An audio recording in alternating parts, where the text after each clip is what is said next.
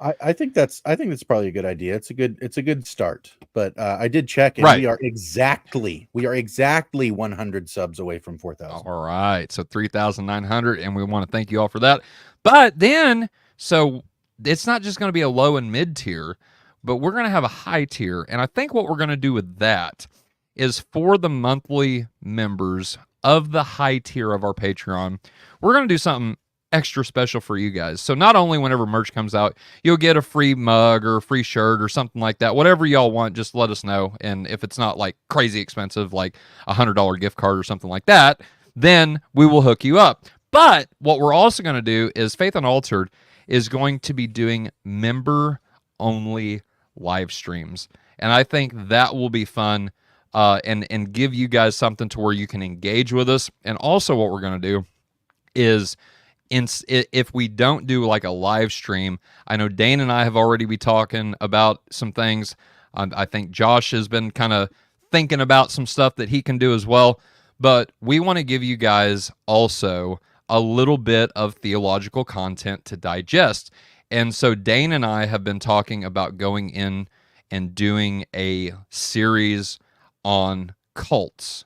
And so I think that would be fun, and that would only be for Patreon members of the high tier. So not only do you get one-on-one live streams with us, we've been doing that, and we will still do free live streams, but they will start to be few and far between.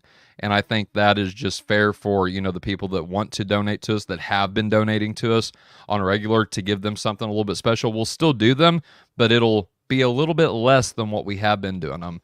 I don't expect the Patreon thing to take up any more time. And so with time being a thing that we all have to deal with, right, then we're going to maybe take away from the free stuff a little bit, just a little bit, nothing crazy. We're still going to do weekly live streams like we do every week. But one of those for the month might go to the Patreon. So that's what I'm thinking about. And if we do that, then we'll do like a rerun or a pre-recorded show on the Friday night, live streams at 7 p.m. So anyway you go, you're still going to get Faith Unaltered content. But if you want more Faith Unaltered content, go and subscribe to the Patreon. When we hit 4,000, we haven't got it open yet. So if you look up Faith Unaltered on the Patreon, you're not going to find it. Not yet. But once we get to 4,000 subs, that's when we're going to give the green light on this and go for it. And so with all that being said, if you'd still like to help us out, if you still like to donate, you can go to our link tree. That is in the description. I try to put it in all the descriptions of the video, but since I didn't make this one, I don't know if it's there. But link tree, what is the link tree? I forget off the top of my head. I'll put it in the description once we get there, and then I'll find it here in a minute whenever I turn this over to Dale to do his presentation on biblical prophecy. I will put it in the live chat, and so y'all can go there. But we have a donate tab on our link tree. We take Venmo, Cash App, PayPal. Also, if you want to, please donate to us via YouTube, Super Chats, Super Stickers, Super Thanks. That's the link tree that Josh just put up, or Dale, whichever one of you guys put that up. Thank you for that. So linktra.ee/Faith Unaltered. That's our link tree. You can find all of our links there. Facebook, YouTube. Well, you're on YouTube now, so that really doesn't count. TikTok, all the places to go. That's where you go to find all of our links. My Gmail, faithunaltered@gmail.com. So yeah, that's kind of our announcements we make, or that I've got for the night. Also, one more quick one. We are saving up for a website. So that's where all of our donations are going to now, to have a website to where you can access all of our audio. So kind of like a podcast platform type thing. But it's a backup to, in case, we would ever get wiped off YouTube. Like, all of the Faith Unaltered content is still going to be there. Also, whenever we do start releasing merch, we'll add a shop. So we've got big plans, but we need your help. So all of our donations that we're taking for the next couple of months are going to go to that website development. And again, just to be completely transparent with everybody, 200 of that is reoccurring hosting fees, and then 800 of that will go to the web developer. We had a meeting with a gentleman by the name of Logan. We really like what he talked about and how he pitched his ideas to us. And so he's on board, I think. And then I think we're going to be on board with him as well. So we just got to save up the $800. And I will let you know whenever we start saving. Once we start getting donations for that, I'll let you know where we're at and continue to be completely transparent with our audience, because it's y'all's money that's helping us. And so we really appreciate that from the bottom of our hearts. And that's the least we can do, is be transparent. Other than that, I don't have any more announcements until after the show. And so Dale or Josh, whoever wants to take off right now with telling us how your week has been and how your weekend is going, go for it, guys. I'm done for a minute.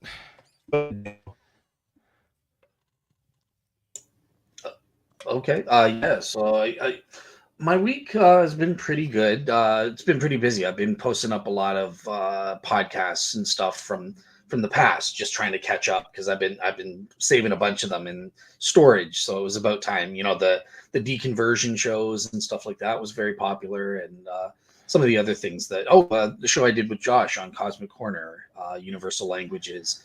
So yeah, just kind of been reposting old shows that I never posted on Real Seekers yet. So and then tomorrow, very exciting, I have Dr. Paul Copan, who's, you know, he's like William Lane Craig, Sean McDowell's level. He's one of the Christian apologists who is helpful to me in answering the question: is the God of the Old Testament a moral monster? And dealing with those issues. Is he sexist? What about biblical slavery in the Old Testament?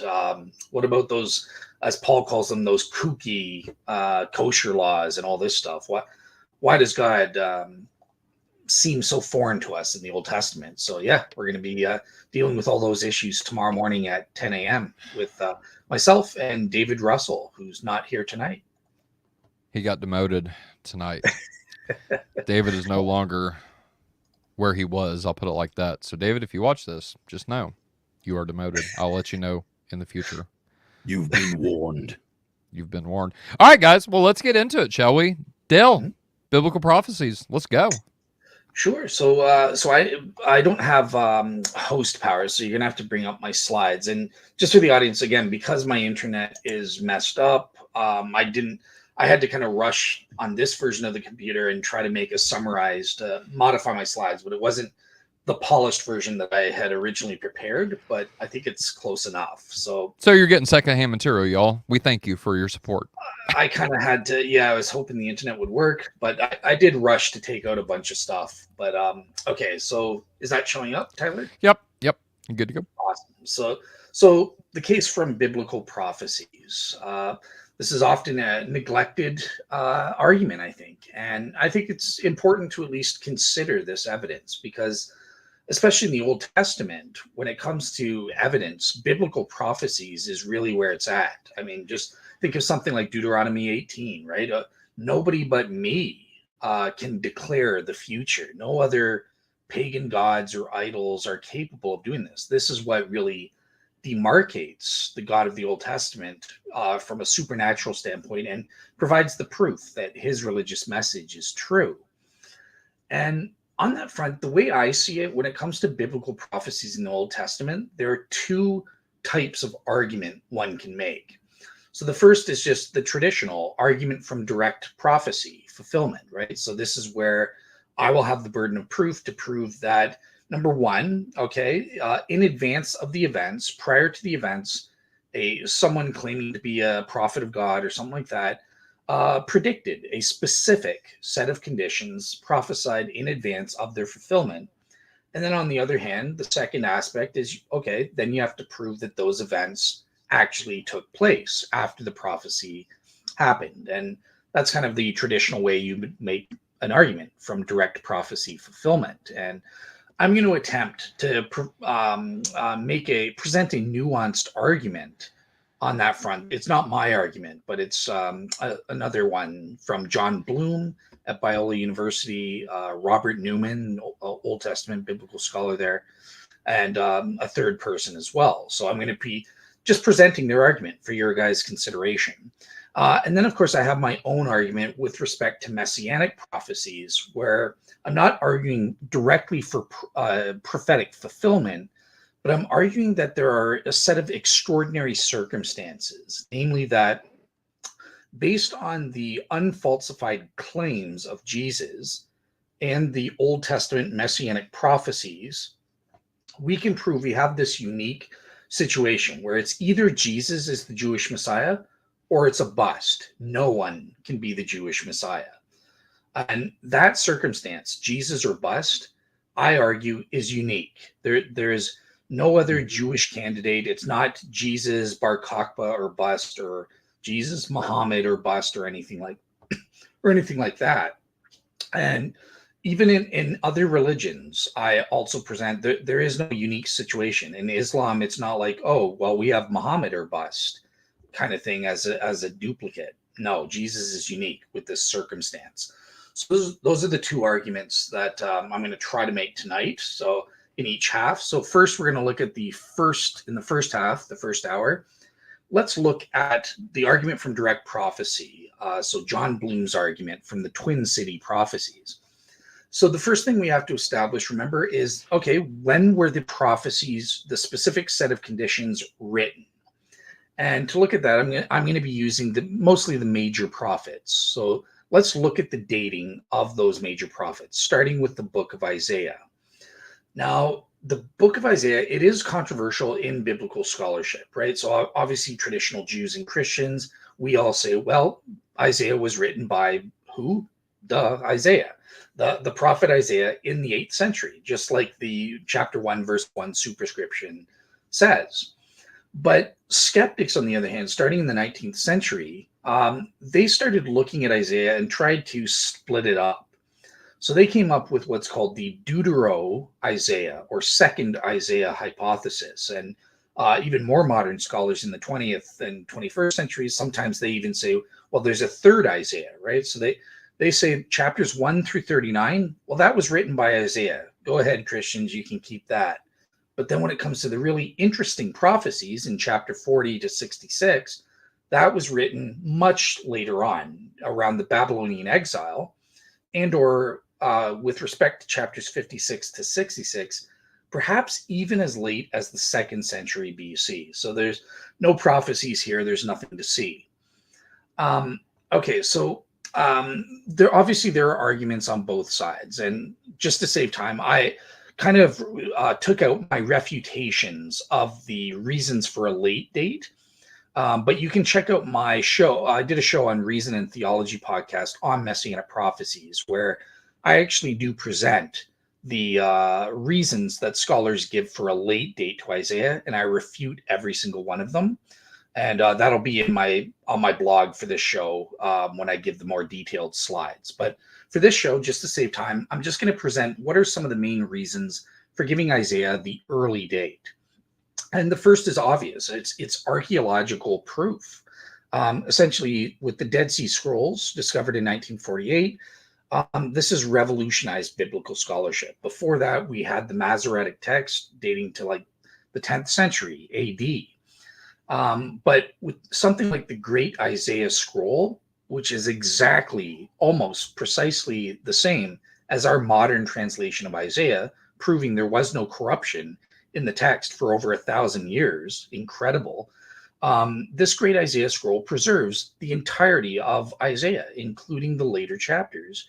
And this dates to, according to secular scholars, sometime between 125 to 100 BC at the latest, with most scholars dating it later, possibly as early as 200 BC. And just a quote from a scholar, R.K. Harrison, he says, quote unquote, this proves that Isaiah was in its current final form no later than the beginning of the 2nd century BC. It would seem necessary to advance the date of the original autograph at the very least to the middle of the Persian period at the very latest. And again, this isn't some conservative Christian guy, right? As has also been done in connection with certain Psalms that were formerly assigned to the Maccabean period. So Isaiah in its final form uncontroversially goes back at the very latest to the middle of the Achaemenid Persian period there. So yeah, it's very early. Also, we have all early authoritative Jewish sources. All of our authoritative Jewish sources from the ancient world authenticate that the entirety of the book of Isaiah was written by Isaiah. So Josephus, the Talmud also confirms this. They all agree it was written by Isaiah in the 8th century BC. And there are even ancient Jewish extra-biblical traditions speaking about Cyrus the Great, the first Persian king of kings, mentioned in Daniel and that. He read the entire book of Isaiah, not just the first 39 chapters. Additionally, we also have certain literary parallels with other known early writings, early even by the skeptics' reckoning. So, for example, Isaiah closely parallels the minor prophets of Amos and Micah. And these are works that virtually all scholars admit dates to the 8th century BC. And there's even some evidence that the compiler of Kings in the middle of the Babylonian exile also used the entire book of Isaiah, including parts from this supposed second Isaiah, according to the skeptics. So yeah, we basically, from that internal evidence, we do know that Isaiah was written in pre-exilic times, before the Babylonian exile, in about 586, 587 BC there. There's also, as Gleason Archer mentions, there's similar themes and concerns, concerns about bloodshed and violence, or falsehood and religious hypocrisy, concern for pervasive idolatry. These fit what scholars call the Sitzim Leben, the life situation of, a first temple period Israel. It doesn't fit well with a Babylonian exilic or post-exilic period. So these themes, again, place everything internally, places Isaiah very early to the 8th century. There's also the weakness, the historical implausibility of the skeptics' theories, because think about this. Okay, so you have Isaiah chapters 1 to 39, and yep, it's known Isaiah the prophet wrote that. The skeptical scholars are all happy to go, yep, absolutely. But then all of a sudden, when we get to chapters 40 through 66, they go, oh, that was a later author writing centuries later. Now, the problem here is that when you look at Isaiah 40 to 66, the quality of that work, dang, it is heads and shoulders above chapters 1 to 39 in terms of the sheer grandeur of the vision, the eschatology, the soteriology in there. Obviously, that's where Messianic prophecies come from. So scholars recognize there is an extremely elevated nature of development in what's called the second Isaiah portion. But yet, what happened in history? So this amazing prophet, the best prophet of everyone in the Old Testament, no one knows who he is. He's just some anonymous no name. And his work gets associated with this, according to the skeptical theory, a know-nothing prophet, Isaiah, who wrote, 39 chapters, but they weren't as good as what came after by this supposedly anonymous prophet. So somehow the best prophet of all time gets totally forgotten by history. Nobody knows who he was or where he came from or anything about him. No one mentions him. But people get confused and attribute that work to the prophet Isaiah, who, from the skeptical theory, wouldn't have been that special and stuff like that. That just makes no sense. That's historically implausible. It makes more sense that Isaiah wrote everything in this book, and that's why it's attributed to him. And then finally, scholarly support. So I don't want to lie and say, oh yeah, we have a clear majority of scholars, but we have a sizable amount of credible Old Testament scholars, all who hold to the early date position. Scholars like Hill, Walton, Bush, Willis, Hubbard, and I quoted Gleason Archer above. But beyond that, linguistic studies have also even been done by computer studies, such as the study done in 1973 by L.L. Adams and A.C. Rincher, which proved conclusively that it was the same author who produced both sections of the prophet Isaiah. And since scholars date Isaiah 1 to 39 to the 8th century BC, then it follows, the whole book was written by Isaiah in the 8th century BC. So that's kind of our reasons for Isaiah. What about the prophet Jeremiah? Well, once again, Jeremiah is traditionally understood as having written his book and prophecies around the late 7th century, so 600s AD, into the early 6th century, so 500s BC. And this was a turbulent time for Judah. This is when the kingdoms of Babylon and Egypt were going at it. Obviously, the fall of Assyria and Nineveh in 612 BC, shook things up, and you had the Neo-Babylonian Empire coming to prominence under Nebuchadnezzar. So yeah, that's the when tradition says. Now, okay, what are some reasons to think that's true? Well, first of all, we have archaeological proof.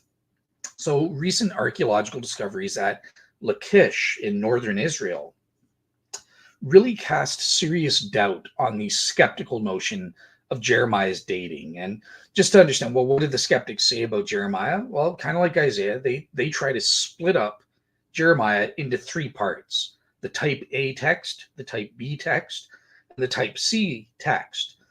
The type A text is like poetry. They attribute that to Jeremiah. Oh, thanks, skeptics. Okay. The type B texts, which are kind of narrative or biographical in nature, they ascribe to Baruch, Jeremiah's secretary. Perfect. That's what Christians want to hear. So it dates to the same time as Jeremiah. Thanks, skeptics. But then on type C, this is where the skeptics go out to lunch, and they say that, well, these are obviously the prophecies come in and they're post-exilic. It's somebody writing after the Babylonian exile and pretending that Jeremiah said this stuff. Now, the problem with this is that recent archaeological discoveries have totally disproven a late date for Jeremiah's dating. So in the first place, archaeologists have found a total of 21 letters written on pottery dating to 587 BC. And the language in this precisely matches what we see within the book of Jeremiah, proving it fits that time. Secondly, there is even a reference to Jeremiah, not by name, but it references him as the quote unquote, the prophet whose message was beware. Whose message, what prophet in the Old Testament had a message of beware? Oh, Jeremiah. Perfect. So it's a perfect fit here. Archaeology is confirming what we have. And we've even found a bunch of seals, official seals, dating to the time of Jeremiah. And one of these is believed to be the seal of Baruch, Jeremiah's secretary. Now, that's a bit more controversial. That's less firm. So I wouldn't rely on that, but it is evidence. We've got this seal that dates to this time, and some scholars believe it's from Baruch, and it's authentic. Another archaeological find is we found certain silver scrolls which quote from Deuteronomy. And the reason Deuteronomy is important is because the skeptics believe that the type C text in Jeremiah was copied or made in relation by using Deuteronomy. And they date Deuteronomy, obviously, after the exilic period as well. So if you're copying a book that dates from a late time, obviously you must be copying that down at a later time. Jeremiah wrote his book copying Deuteronomy at that late time too. But the skeptics have been blown out of the water because we've got proof now that Deuteronomy existed prior to the exilic Babylonian exile. Also, again, we have the early and unanimous Jewish witness. So Josephus talks about this whole book. Ecclesiasticus chapter 49 talks about it. And there's no counter tradition which attributes Jeremiah and his prophecies to somebody else. We also have the Septuagint and Dead Sea Scrolls proving that Jeremiah as a whole text was known to have been written and authoritative by 250 BC when the LXX was made. And before that in the 2nd century BC with the Dead Sea Scrolls. Okay, so reasons, looking at Ezekiel then, an early date for Ezekiel. Who was Ezekiel? He was a young Zadokite priest, ushered into Babylonian captivity in the first diaspora by Nebuchadnezzar. So he was taken from Judah to Babylon in 597 BC. So that was before the first temple is still standing and stuff like that. It's not the final exile or destruction there, but there was this first round where Nebuchadnezzar, and he took some captives. That included Ezekiel. So why would we give Ezekiel an early date? Well, believe it or not, skeptics are kind of like to give Ezekiel an early date. They kind of admit this about Ezekiel. And part of the reason is because unlike the other books where it is possible to identify differing styles and stuff. With Ezekiel, the opposite is the case. There is no differing literary styles at all. The unity of the book is very impressive, and even Bible skeptics who at first assumed different literary styles, they went out to try to prove this out of bias. But basically, all the scholars, they eventually had to change their mind and say, no, unanimously, the unity of Ezekiel as a book is just undeniable. So even scholars like Robert Manweiler concedes that, quote unquote, Ezekiel is probably the most carefully dated of all Old Testament books, as the majority of biblical scholars on all sides, even those who reject the inspiration and unity of the Bible, now agree that Ezekiel was written by the prophet in the early 6th century BC, as per the traditional Jewish and Christian dating. So that's incredible. And as you can see, I've got tons of other quotes in that same vein that I could, don't have the book here, but I can run and grab it if I need. Anyways, also the Sitz and Leben, again, the relevance to the 6th century period. So scholars have identified that Ezekiel mentions clear and specific details that could only possibly have been not relevant and known about in the 6th century BC. They would have been impossible or extremely implausible to know about at a later time. And yeah, I should have. Okay, so because I'm at a different computer, I was going to read an example there, but basically, there's an example in Ezekiel 4, chapter 40, verse 5 there. And then finally, there's close attention to specific dates. And this one's interesting because scholars have proven that an awareness and mention of specific events at a specific date is consistently and exclusively found only in ancient Near Eastern texts from the period of Ezekiel the prophet and or earlier. Later texts dating after the exilic period, from the 4th century onwards through the Maccabean period, were far less concerned with such specific details. So once again, Ezekiel is very probably written according to the traditional Christian dating. Okay, so the book of Daniel, and this will be the last on the dating thing.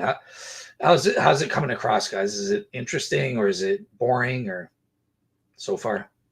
Well, it's very dense. I'm surprised that this is the truncated version of your presentation. This is a lot to go through, man. Okay, so I'll try to I'll try to make it less dense then. But I just have a quick question. It seems like the audience is retaining, so don't cheapen it. But yeah, it's definitely, this is a lot of information. I'll have to listen to this at least twice again. Just a quick question, Dale, just for clarification. Are we going to go through all of the prophets like this? No, this will be the last one. Okay. So I just gave the main ones that I use. Yeah. Gotcha. Okay. But yeah, that's fine. I can skip over Daniel if you want. We can just get into the main argument if that's better. So totally up to you guys. Yeah, go ahead. Okay. So essentially, look, Daniel, the skeptics say it dates to the Maccabean era. Traditionally, Christians want to date that to the time of Daniel the prophet. And I'll just say that there are very good reasons that I present in my show on the Reason and Theology podcast on Messianic Prophecies, or you can find in my slides for this show.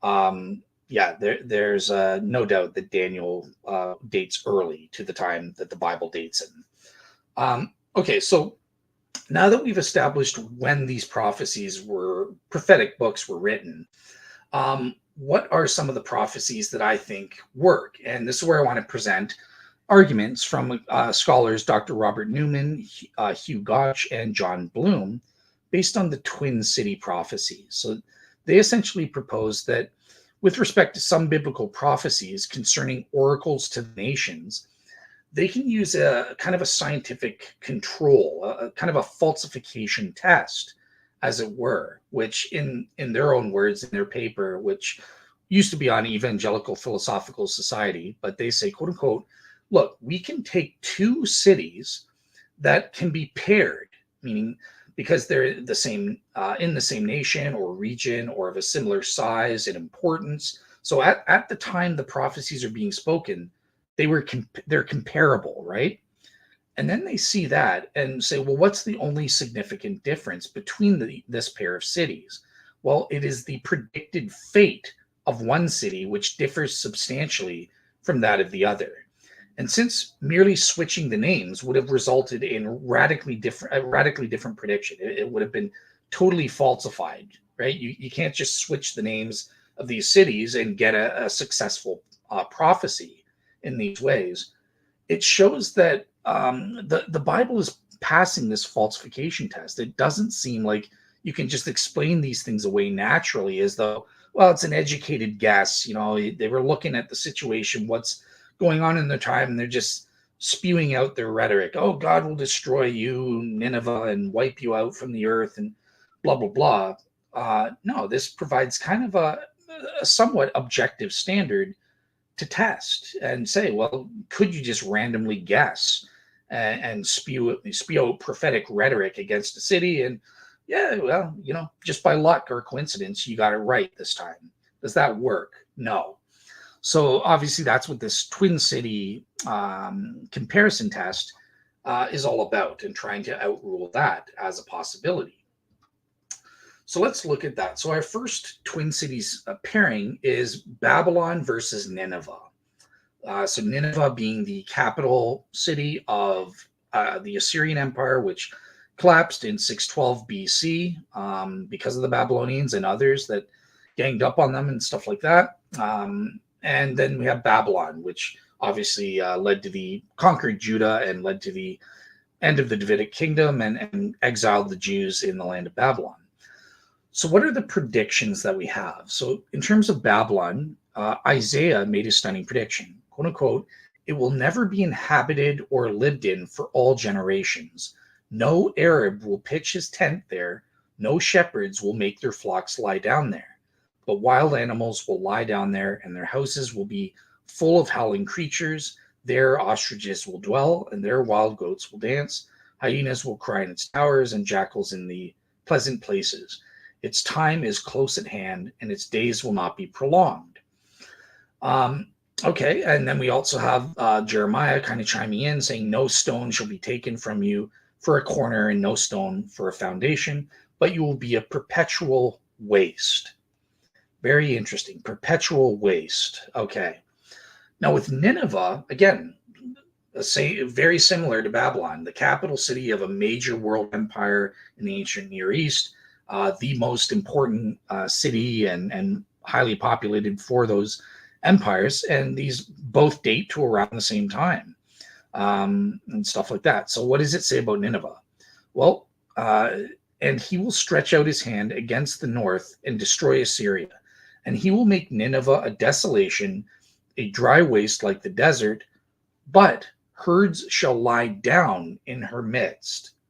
Interesting. Herds. Okay, sheep will be in her midst. All kinds of beasts, even the owl and the hedgehog, shall lodge in her capitals. A voice shall hoot in the window. Devastation will be on the threshold, for her cedar work will be laid bare. This is the exultant city that lived securely, that said in her heart, I am, and there is no one else. What a desolation she has become, a lair for wild beasts. Everyone who passes hisses and shakes their fists. But notice, herds will still lie down in her midst. Okay, so what's the fulfillment? Let's look at Babylon first, right? So in terms of the destruction of Babylon, basically by 150 BC, Babylon as a city was in extreme state of decline. Most of the population had moved about 20 miles to the newer city of Seleucia, with the Seleucia Empire after Alexander and one of his generals there. Even the famous Greek geographer Strabo, writing during the time of Jesus, kind of jokingly remarks that the great city is a great desert and stuff like that. And they say that the Euphrates River used to flow through the heart of the city, and it's actually now eroded away the ruins of Babylon that may have been on its western bank. And so the river has really kind of changed its main course since ancient times. And this leaves behind this swampy area in its place where no sheep graze. Interesting. So Babylon, no sheep graze there. And even today, almost 2 millennia afterwards, with constant looting and warfare in this region, Babylon has been reduced to the barest of ruins. But what's interesting is that, remember, the Bible for Babylon, it will be a perpetual waste. Well, Saddam Hussein, he doesn't care about the Bible. He had his own kind of goals, and he tried to defy the biblical prophecies and purposefully reinvigorate Babylon, bring it back from the dead, resurrect it, and make it a beauty again. However, unfortunately, despite his attempt to do this, guess what happened? As per biblical prophecy, the Iraq War happened and totally stopped and destroyed Saddam Hussein's efforts on this front, again, leaving the city in perpetual ruins to this day. It's what art historians have decried as, quote unquote, the Disney for a despot. So it remains as ever a ruin. And here's a picture of how it looks even today, still as a ruin. And it's still wow. You can see, no, I don't see any sheep grazing there. Interesting. Okay. All right. What about Nineveh by contrast? Well, the ruins of Nineveh are basically, again, in Iraq, and they include today on-site museums, and some parts are even threatened by suburban growth. So that's, again, not perpetually uninhabited necessarily. There are people living in the surroundings. And the largest mound of the site actually bears the old Arabic name, Kuyun. I can't say that, but yeah, it's got that name. And that actually means many sheep in Arabic. Interesting. Remember, we learned in the prophecy with Nineveh, herds shall lie down in their midst. And what do you know? We do have herds of sheep, many herds of sheep that still live there. And it's essentially because of irrigation and the rainfall has been plentiful enough so that the plains around the mound of the ruins are cultivated. And this allows for sheep to graze, at least during the rainy season. So that's just an interesting contrast, right? It written centuries before the modern day, but it's still being prophesied today. And if that prophet was just guessing, if he just, okay, I'm just accidentally going to switch, let's say this about Nineveh and say the opposite for Babylon, it would have been totally falsified. But and here's just the picture. You can see a sheep grazing where Nineveh is today. So yeah, that's the first pairing there. Should I move on, or yep? Any you guys want to say anything, or? You know, I'm kind of struck by one of the things that stood out to me in your initial presentation about the historicity. It seems like the one trick pony that skepticism can be is really just kind of to assert that if there's a prophetic text, the way you deal with it is by simply asserting that it's a historical notation after the events that it contains, and just falsely, has declared itself some kind of a prophetic text that comes before. And it seems like the only way they can really deal with this is by assuming the same thing every time. Well, it was just written afterward, Exactly. as though that was something that the religious people of that day were willing to be so sacrilegious about, especially the Jews. They were very particular about these kind of things. It's kind of funny that seemed to be the common thread through all of the objections. Yeah, exactly. Yeah, and in this case, look, these are prophecies that are being fulfilled even today. Meaning, like, you can't rely on that, right? That's kind of why John Bloom is giving these twin city prophecies. Is look, even if I grant you skeptic stuff, like there are elements of these prophecies that are being that were fulfilled centuries after Jesus came on the scene as well. So for example, with Egypt. I don't present this in my case, but there are prophecies about Egypt and specifically about the canals and how they will go into disuse and the water there would become odious and stuff. That didn't happen until the Muslims conquered in the 7th century, conquered Egypt.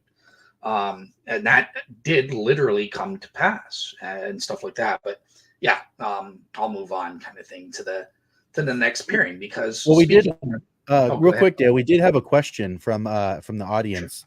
Sure.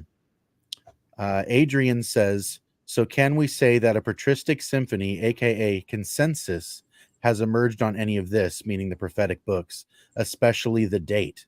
Is there anything that you know of in church history that brings also a consensus on how the church has viewed the historical reliability on this, or is this something that's specifically a recent development?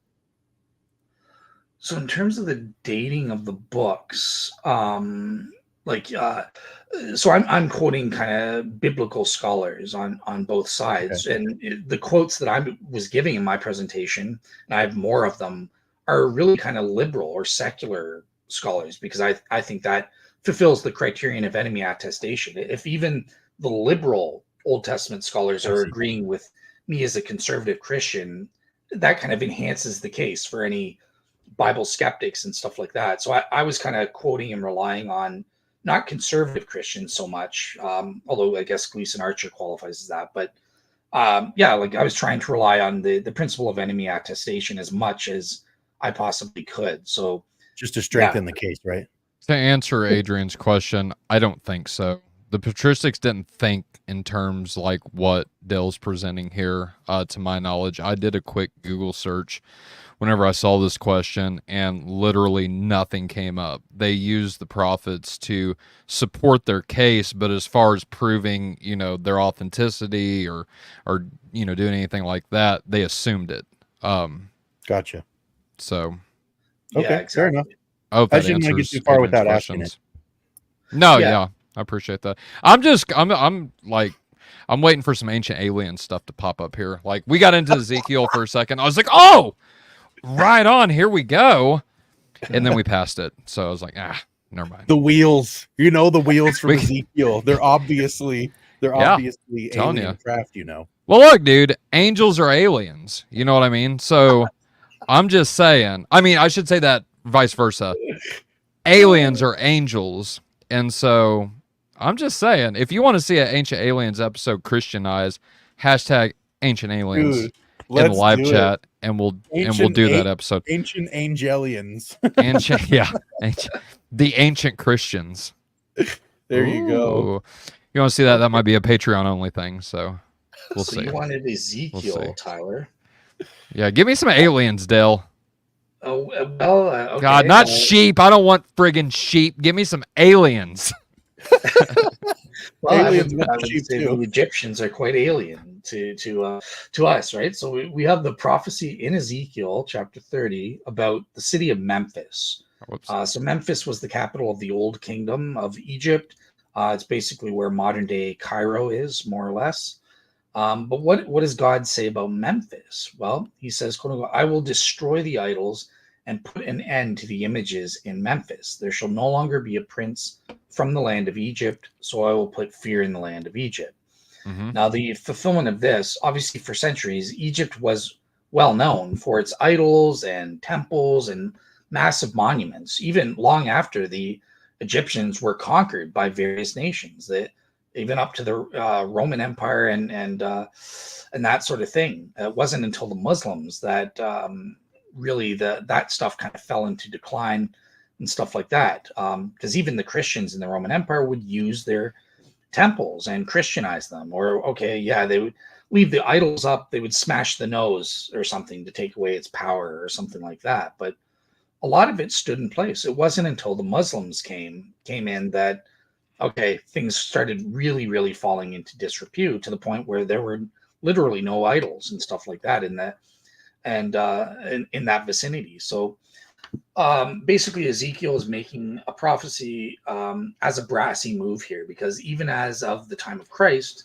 Strabo says that the city was still a great religious center for Egyptians and was basically as large as Alexandria. And he described it as having many gods, temples, statues. It wasn't until the 7th century, when Egypt was conquered by the Muslims, that the army headquarters of Fustat eventually became Cairo. And that's when the population of Memphis basically drifted 15 miles in that direction, just leaving Memphis to rot. And Memphis became nothing more than a quarry. All of the idols and images of Memphis were ultimately destroyed to build the new city of Cairo. So it's very interesting that the prophet also mentioned that there were no more princes, because after nearly 2,800 years of princes or pharaohs, the last native pharaoh was Nectibano II, who died about 342 BC. and there has never been a natural native-born Egyptian pharaoh ever since. So that is something that has been long-lasting, right? Now, by contrast, we have the prophecy towards Thebes, again from Ezekiel. So maybe there's some aliens here. I don't know, but I need aliens. I'm not hearing aliens, Dale. right. So he had some harsh words for the city of Thebes, which was the largest city in southern Egypt. It corresponds to modern day Luxor, right? The Temple of Luxor, Karnak Temple. This was the major religious center for the New Kingdom period. The time of Tut and all the most famous pharaohs. And it says, quote unquote, I will inflict punishment on Thebes. I will wipe out the hordes of Thebes. I will set fire to Egypt, and Thebes will be taken by a storm. So the hordes were aliens, by the way. Exactly. Saying. Yeah. We're going to throw that in there. And Thebes was attacked repeatedly by aliens over the centuries. Yes, this is what I'm talking about. Keep going, Dale. You got my interest. Even kicking YouTube in the algorithm right now. Listen, the Battle of LA, this is what it's describing. Not that battle, but one like it in Thebes. So I don't know if y'all are familiar with the Battle of LA or not. Google it after this episode, but that's what's happening. Hashtag not accurate. All right, go ahead. Gotcha. Yep. Okay, cool. So yeah, so King Nebuchadnezzar, and who was an alien, who was the king of the aliens, and he was a Nephilim, actually. So he was an alien hybrid. Okay. So yeah, I could tell. On Cambyses, of the leader of the Persian Empire in 525 BC, he captured, burned the city, but it because he was an alien. Unlike Memphis, keeps recovering, right? So Ptolemy burned the city in 92 BC. Alien. Once again, and finally in 29 BC, Gallus led a campaign to subdue a revolt in Thebes and laid waste to it. Because he was an alien. I'm sorry. I'm not sure. No. I'm trying to spice it up a little bit, Dale. By the way, real quick. I don't mean to interrupt. Jamie, welcome. Thank you for coming on with us, bro. Hey, buddy. Did you bring me aliens too, Jamie? Yeah, I've got some theories. Good. All right, we'll save them. But go ahead, Dale. Sorry. Yes, please do save.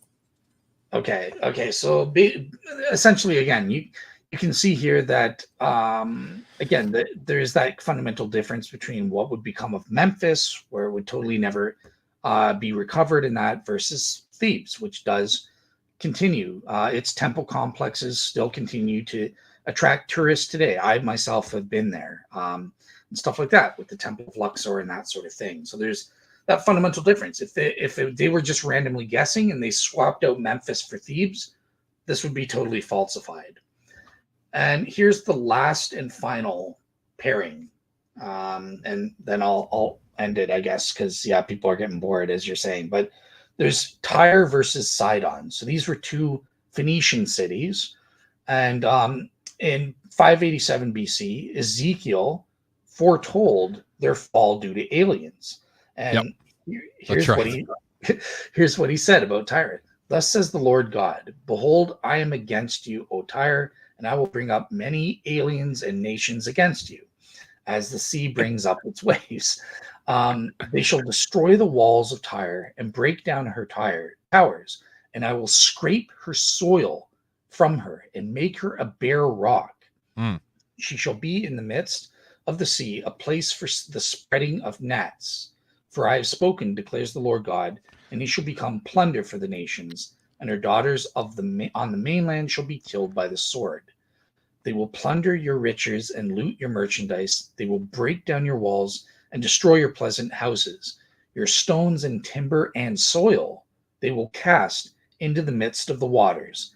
And I will make you a bare rock. You shall be a place for the spreading of nets. And I like the translation. I like the translation. You shall be the place for the landing of the aliens, but that's just very well.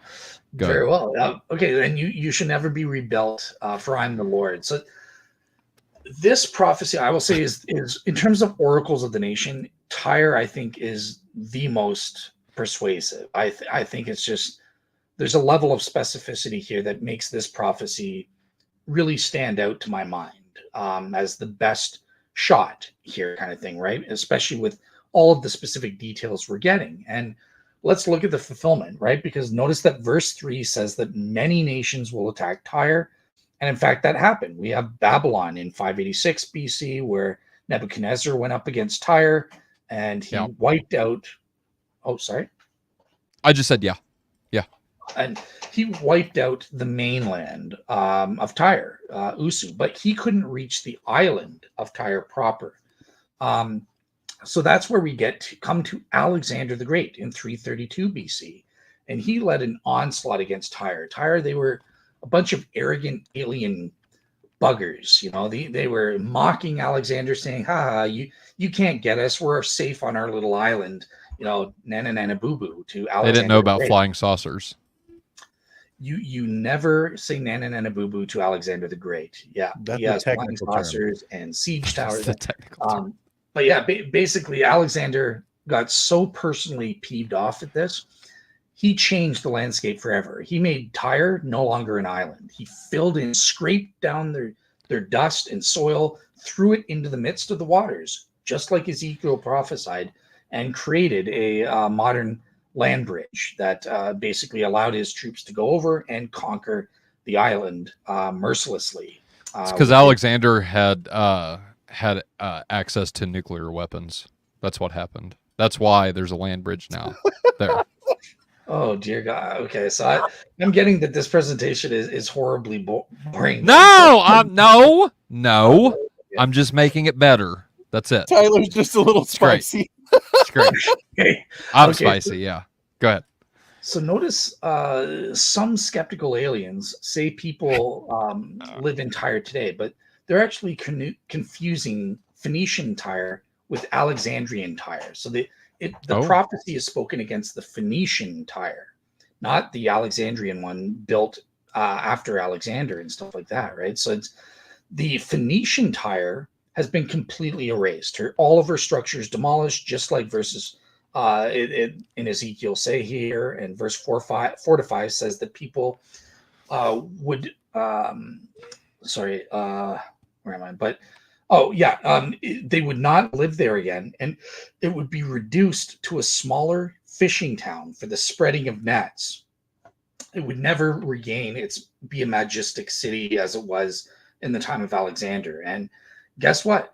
This is perfectly proven true. As of the 1760s, we went to Tyre, and it's the same today as it was back then.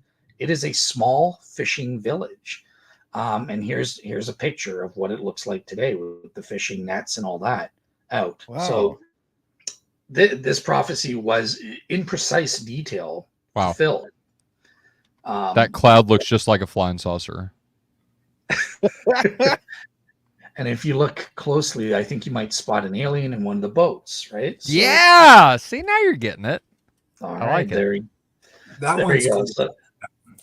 So obviously with Sidon, this is kind of just the standard prophecy, but it's saying with respect to Tyre's sister city, Sidon, again, equal. Thus says the Lord God, behold, I'm against you, O Sidon, I will be glorified in your midst, and they shall know that I'm the Lord, when I execute judgments in her and am hallowed in her. For I will send pestilence upon her and blood in her streets. The wounded shall be judged in her midst by the sword against her on every side. They will know that I am the Lord. So a fairly standard destruction prophecy. It doesn't get into these specific details about fishing nets and having your soil scraped into the sea and all this stuff. And all our records show that Sidon, unlike Tyre, was never abandoned, because the prophecy doesn't mention it being permanently abandoned like Phoenician Tyre was. Right. So again, if Ezekiel was just engaging in guesswork, or this prophet was just guessing, and let's say they switched their names, let's put Tyre in for this one, for this generic thing, and put Sidon in with the specific fishing nets prophecy, those all would have been false prophecies. So right. That is basically the case that Robert Newman and John Bloom give based on this twin city falsification criteria.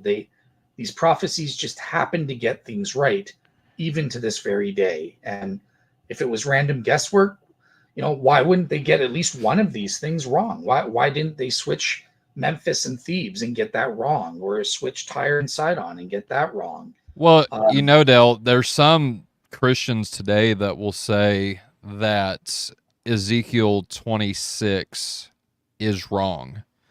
We interviewed a couple of those guys recently, and specifically Open Theist, that says that God can bumble whenever it comes to future prophecies and get things wrong. But I think you laid out a case, specifically because you mentioned specifically Ezekiel 26. And I forget the guy Warren interviewed, Dr. I want to say John something, but John Sanders, Dr. John Sanders. He brought up in his interview with Warren that, well, this is wrong. You see that didn't happen. Well, just a few chapters later, so it might have been Ezekiel 24 that I'm talking about. But you see a few chapters later where you just mentioned in Ezekiel 26 that many nations actually did come up and destroy Tyre over time, right? And they got laid waste to, I think it was what you said it was a fishing town, right? Is that Sidon? Nope, that's Tyre, yeah. Okay, that's what I thought. And so, to be, and this is just my thing, and we can look at the passage later if we all want to, but to be completely laid waste and then to come up and say something about, well, there's still going to be fish in that. That's not a contradiction, in my opinion, right? What that is, I think God does know the future. I mean, obviously, I'm Orthodox, and so I definitely take the Orthodox position on that. God knows the future perfectly. And yet, right, we see this, I don't want to say addition or an adding to the prophecy, like it was wrong and then we kind of refurbished it a little bit, right? No, there's more details that are added later on in the scriptures that clarify what was talked about before. So, for example, Mystery Babylon in Revelation 7 that talks about, or in Revelation, not 7, that the smoke goes up for her forever and ever. Well, obviously, this is a vision, first of all, and there's metaphorical language being described here, but we know, and I think that Chris Date does a really good job, about this, showing that metaphor specifically, like other metaphors in the Bible, talking about smoke going up forever and ever, specifically whenever in regards to hell. Now, I'm not saying I'm an annihilationist or anything like that, but what I am saying is that he makes a really good case that is metaphorical language that describes something that is not being portrayed in a literal sense. What you see what I'm saying? So to be laid waste, that doesn't necessarily have to mean destroyed from the face of the earth, never to return again. And I think that's backed up whenever other prophecies made by the same prophet, we would all agree that Ezekiel's writing Ezekiel, Isaiah's wrote Isaiah, all the chapters in it, not just some, that whenever they come back and clarify, hey, this, to add a little bit more to the prophecy about, hey, look, now it's going to be a fishing resort, right? I don't know if it's a resort or not, but you get what I'm saying. Village, yeah. Right. That then clarifies what was previously spoken. Okay, so he doesn't mean annihilated. What he means is that the power of Tyre, what it once was, will not be for a little bit and no longer after that. And we still have proof of that to this day. So I find it fascinating. And I think it is a true prophecy that came true, unlike our open theist friends would claim. Yeah, if you start doing that with open theism, it starts making you say the Bible's wrong about stuff. You might want to check what your motivations are. Right. And Deuteronomy 18, I think, clears this up. I mean, it's so clear. And I know they've got answers for this, but none that suit me, which is why I'm not an open theist. But Deuteronomy 18 is clear. If a prophet comes among you and tells you something that's going to happen and it does not come to pass, don't fear him, right? Because why? Because he's a false prophet. So then to say, and, for me anyway, to say, well, God can get things wrong sometimes, it sounds like that's contradicting what God said earlier. Now we have a whole nother hornet's nest that we have to deal with that you just don't have whenever you say, okay, well, God does know the future. Now, he's not determining it, right? But he knows it. Simple foreknowledge. Right. Super clear. Yeah. Can I see? I'm curious. I have a question for Dale. So when you guys, when I read this sort of thing, like with Ezekiel, and then it's how it's applied in Revelation, kind of, and we look at Jesus' predictions about what he's going to do, how he's the judge, and he's got a day of the Lord sort of picture, right? So how should we take that as being? I don't, some people will advocate that, oh, this is only talk, like if you're a preterist, you would say, oh, it's not looking to the future, it's not dual fulfillment sort of idea, although there's issues with dual fulfillment things that people say. But it's like, it seems like Paul, when he's talking about principalities and powers, he's thinking about this sort of thing where it's literally talking about the Prince of Tyre, and then it just kind of unexpectedly shifts to the spiritual power behind the thing, right? And then when you look at the way the New Testament applies the things about Babylon or Assyria, etc., and then it applies that to, like, God's final battle, if you will, or however you want to state that. I would just, how do you think, it seems like that connects, what was I going to say about it? Do you think that connects how do you guys think about that sort of thing? I guess I'll just say that. Well, do you see that as being a spiritual truth, or both, or you have to be careful with that? Like, what do you guys think about that sort of thing? Well, I don't think the preterist interpretation of these prophecies, especially for Tyre, works, right? I mean, there are elements of these prophecies that just were not true. And I mentioned in Jesus' day, right, as of 70 AD. So Tyre was not, whether you want to say it was spiritual, it was spiritually the same. It was, in the Roman times, it was still a very prosperous city, even after what Alexander did to it and stuff like that. It wasn't until really much later on. I think one source that I saw, I'm remembering from like 10 years ago, believe it or not, this Tyre prophecy is why I lost my faith as a Christian back in the day, because I did all this study and I believed there was errors and stuff like that. And it was on this very issue, on Ezekiel 26, that I first communicated with Gary Habermas, and that was my first objection. Like, how do we answer this? And I was desperate for like answers and stuff like that. But yeah, so I don't think that the preterist understanding of a prophecy like this works. It's clearly talking about certain literal elements about the city itself, and it didn't have the same spiritual grandeur and or physical grandeur once it lost that after the time of Jesus. Think about that, Dale. Like, that's a great point, because it shows the prophecy coming true and demands a certain, because people will bring up, is Jesus a failed prophet, and they expected him to come sooner. But like, when you look at this, how God, and like what you guys were describing before I asked the question, it's like it has application to the immediate context, but God also is clearly speaking over like a kind of a sweeping historical sense. Exactly. And see that fulfilled. Yeah, there's so believe it or not, like, there's a reason I don't personally, even though I am presenting the case tonight, I think it's important that Christians have it, because I think there is something here. But I wouldn't say, oh, I can prove, like, one of my reasons for believing isn't based on oracles to the nations and stuff like that. And it's because to interpret biblical prophecy, there are certain prophetic principles that you have to understand in order to get it. And one of them is those, partial fulfillments and multiple fulfillments over time. There are aspects or elements over time and stuff like that. Issues like double fulfillment or prophetic telescoping and stuff like that, which I believe are perfectly valid. That's the way God does prophecy, biblically speaking, and stuff like that.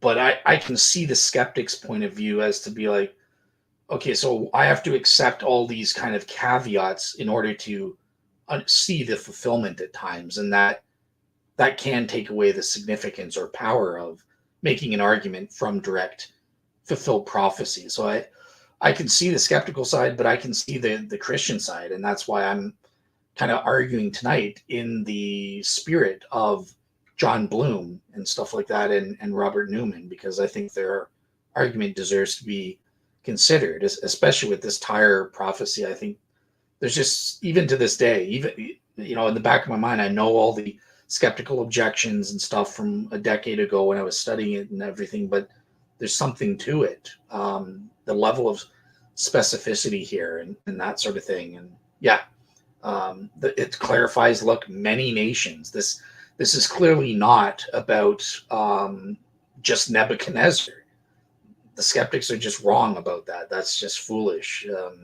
No, it's clearly envisioning many nations over time in this case, and There's explicitly textual saying, reasons to not limit the scope, in other words. So it's not yeah, just wishful thinking or forcing an application of its to make it work. There's actual indication in the way it's written. And then if you just let it speak, do you think that so there's this issue, and Josh brought it up earlier, and I was commenting on it. It's like, if it you can argue out of it being particular, then you do that. But then once you're like out of options for that method, then you just say it's written after the fact. And I was going to ask you guys how you look at, you could kind of say prophecy can be like a knife edge, where if it's too specific and then it happens, people will doubt. People just think people are making it be fulfilled because it was so specific. It was easy. It would be easy to just manufacture because you want to make it true, like historically speaking. But if it's too vague, then it's like anything could fulfill it. So there's almost like this impossible, one way or the other. People are going to find a reason to doubt it or think it's a forgery. It seems like. Yeah, I definitely see that trend over and over again with the skeptics and stuff. But the reason I love the tire thing and Ezekiel is that kind of argumentation doesn't work from the skeptics. And I was shocked to see that it's the opposite. Like most scholars, even skeptical ones, do say that no, Ezekiel wrote these prophecies, and even before some of the events took place and stuff like that. So then it gets kind of into an explanatory thing. One of the reasons for this is they'll point to Ezekiel, and maybe I should get your guys' take on this, but here's an objection. Right? They'll say, well, yeah, Ezekiel did write these prophecies. And how do we know? Because he admits to being a false prophet. I forget the details now of where it is, but in Ezekiel, he says, yeah, I screwed up at some point. I got this prophecy wrong, or something to that effect. Do you guys remember what that was with respect to, or something? Like he kind of admits, top of my head. Yeah, I'm not sure, fortunately.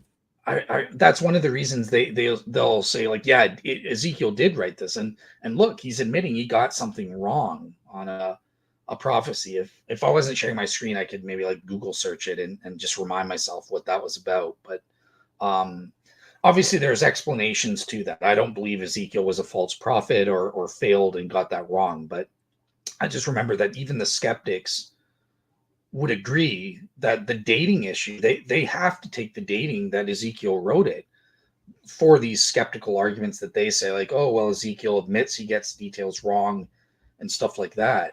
And the unparalleled unity of the text and stuff. There aren't differing literary styles that are evident in the text and stuff. So yeah, Ezekiel, the skeptics take that, they always use that same line, oh, it was written after the fact or much later on and stuff like that. They don't do that with Ezekiel, though. Are you thinking of this? I see Ezekiel 13 where it says, the Son of Man, you must speak to the prophets of Israel for me, says the Lord. They're only saying what they want to say. You must speak to them, tell them this. But if you go to like verse 4, it just says, Israel, your prophets are false prophets. They're like jackals hunting for food among the ruins of a city. So, within the text, God says the prophets of Israel are false prophets. Like, what to make of that? Like, how I've seen people who deny that Ezekiel is inspired, people who want to like undermine the inspiration in some of the books or whatever because they don't believe in a canon or whatever, God's providence. And you could take those out of context probably and then say the Bible's telling us that some of the prophets in Israel aren't really prophets or they're false prophets. So now we can just self-determine that. I've seen people do that. Yeah. Sounds like a terribly convenient reason to scrap the whole thing. Right. It makes you realize the importance of the canon in some sense, because we know it in the text, it talks about Israel being apostate and worshiping other gods. So then they find Israel worshiping other gods in archaeology. And then they're like, see, they developed this Yahweh. And it's like, the Bible said that they did that. Like, it's funny. We were caught off guard. You know what, Dale? You know what I've gathered so far?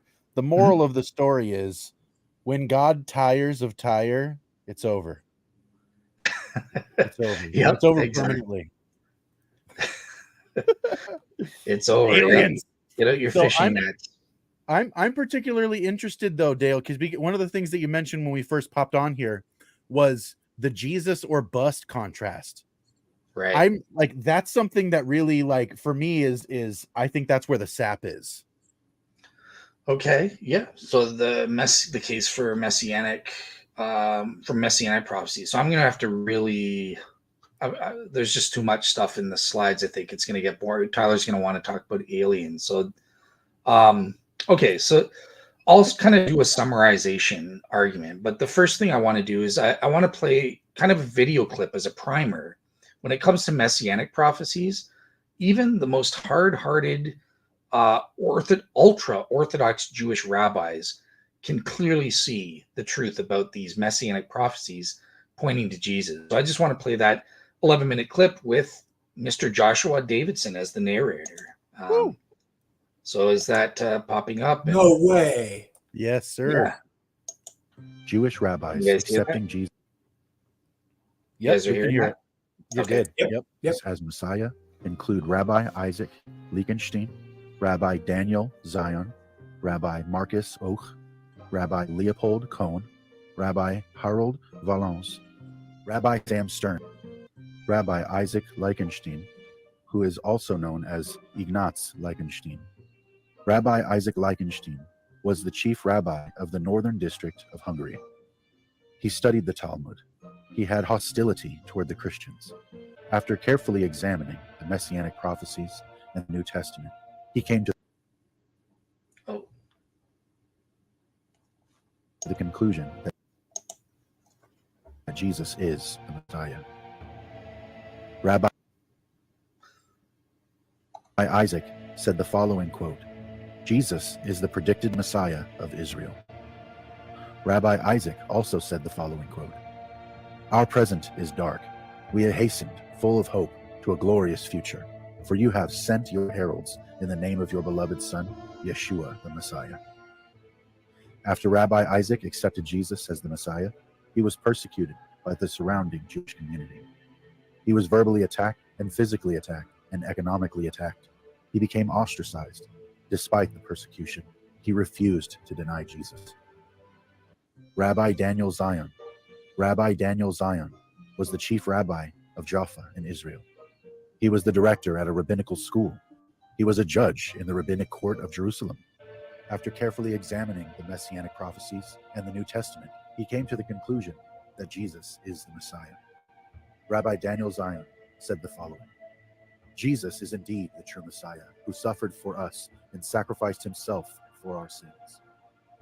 After accepting Jesus as the Messiah, he was persecuted, ostracized, and all of his titles were removed by the Jewish community.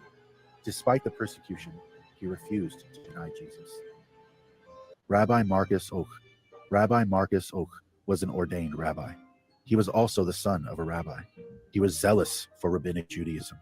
After carefully examining the Messianic prophecies and the New Testament, Rabbi Marcus Och came to the conclusion that Jesus is the Messiah. Rabbi Marcus said the following,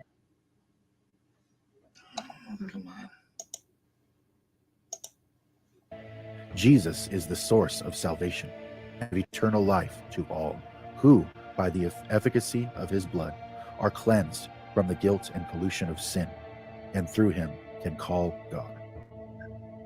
Rabbi Sorry, guys. What's going on with this thing? Leopold Cohen. Rabbi It's because it doesn't want to copyright. He attended a Talmudic school. Doesn't want to. He was familiar with rabbinic texts. After carefully examining the Messianic prophecies, Hold on. I'm the owner. I'm Real Seekers. I own this video. I give permission to Faith Unaltered to play it. So leave us alone, YouTube algorithm. All right. Amen. I bet it still copyrights. and the New Testament, came to the conclusion that Jesus is the Messiah. Rabbi Leopold said the following, Wow.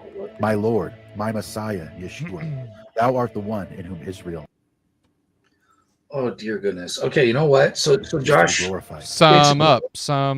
yeah, there are a heck of a lot of Jewish rabbis throughout all of human history. And at one point in the video, Josh, come check out this video on Real Seekers. Rabbis accept Jesus as the Jewish Messiah. There's a lot of great material here.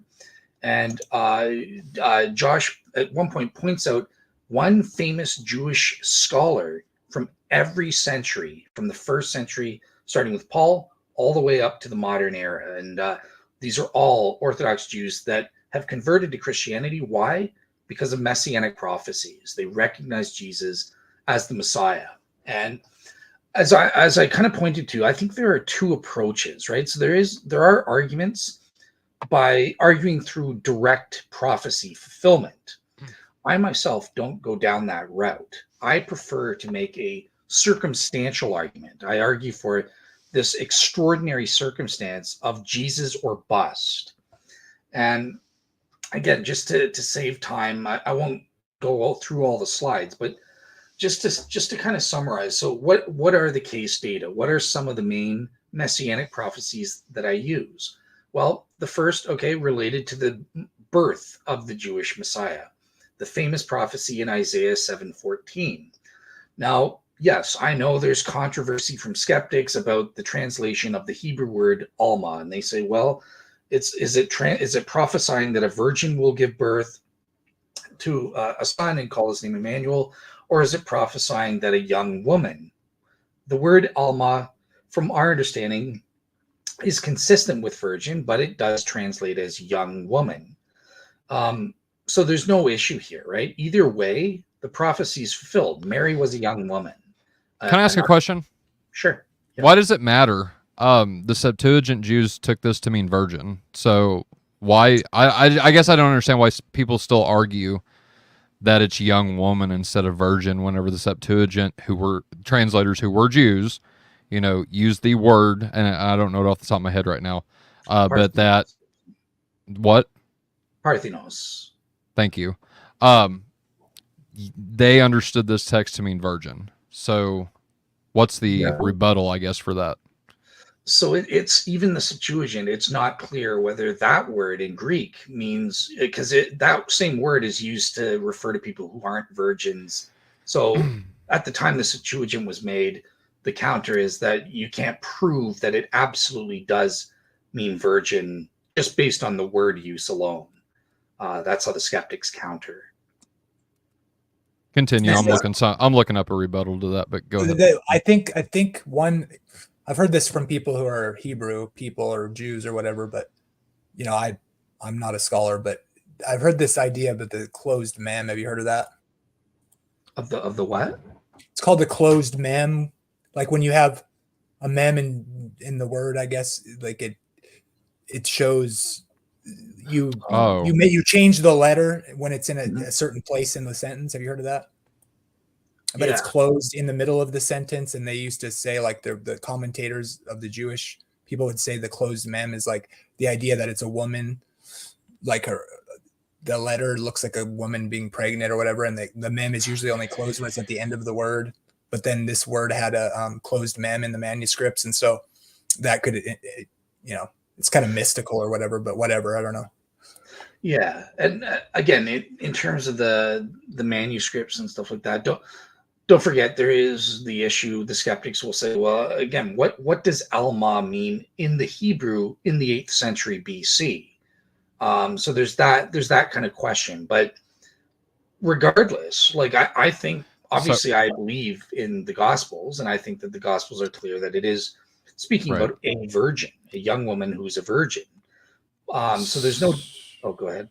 Yeah, just real quick, for those interested. So I'm looking at BDAG right now, and Parthenos, so 1A is female of marriageable age with a focus on virginity, and B, so 1B, male virgin, and that's all the definitions they give. And then for the female virgin, or for the young woman, female of marriageable age, which was younger back then than it is now, with a focus on virginity, Isaiah 7:14 is explicitly mentioned to use that here, or as a text that is using Parthenos with this meaning.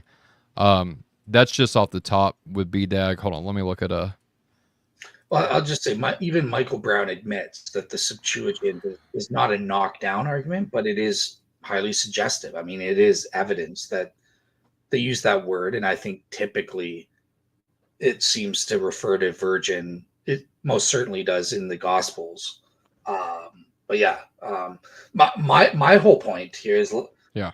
I don't even care about what in terms of the virgin versus young woman. Mary was both, right? So Mm-hmm. that to me, I don't care. Oh, go Go ahead. ahead. Go ahead. So as a Christian, I believe Isaiah was prophesying the virgin. But if I'm trying to make an argument for the purpose of my argument with skeptics, I'll grant you want to say it's a young woman, fine. Mary was a young woman, prophecy fulfilled. But what is the important aspect? The minimally important aspect here is that the Lord himself will give you a sign, the supernatural sign. Behold, the young woman or virgin will conceive and have a son, and she'll call his name Emmanuel, right? So I just don't see that as a supernatural sign. If a young woman conceives, that happens all the time, right? And so for me anyway, the compound of the two, it's the compound of the two that really makes it. Right. And so like the sign is the virgin will conceive. Well, guys, that's only happened once in history, right? That we know of. And so with that being said, I don't know if there's any documented virgins like giving birth other than Mary. Dale, do you know off the top of your head? I know that sounds like something you'd be interested in. Oh, sorry, say that again. Is there any other documented virgins giving birth other than Mary? No, not true virgins in the sense that we understand. There are things that skeptics will claim are virgins, but they're not. Like, for example, a rock giving birth. Well, the rock's a virgin, technically. Nonsense like that. You're a rock. A rock gave birth to you. Or they'll think like, oh, well, she was a virgin until that pagan god stuck his manhood, did his thing. So like, that's not really a virgin. She's having intercourse with overshadowed and empowered. That's the words that are used to describe the conception of Jesus and Mary. You know what I mean? So yeah, I don't like the way skeptics deal with this verse because like I said, to me, it just takes all the supernatural element out of it. What makes Isaiah 7:14 like that special? You know what I mean? So like the idea that a young woman will conceive, all right, cool story, Isaiah. Like, thanks for that. Like, we knew that already. You know what I mean?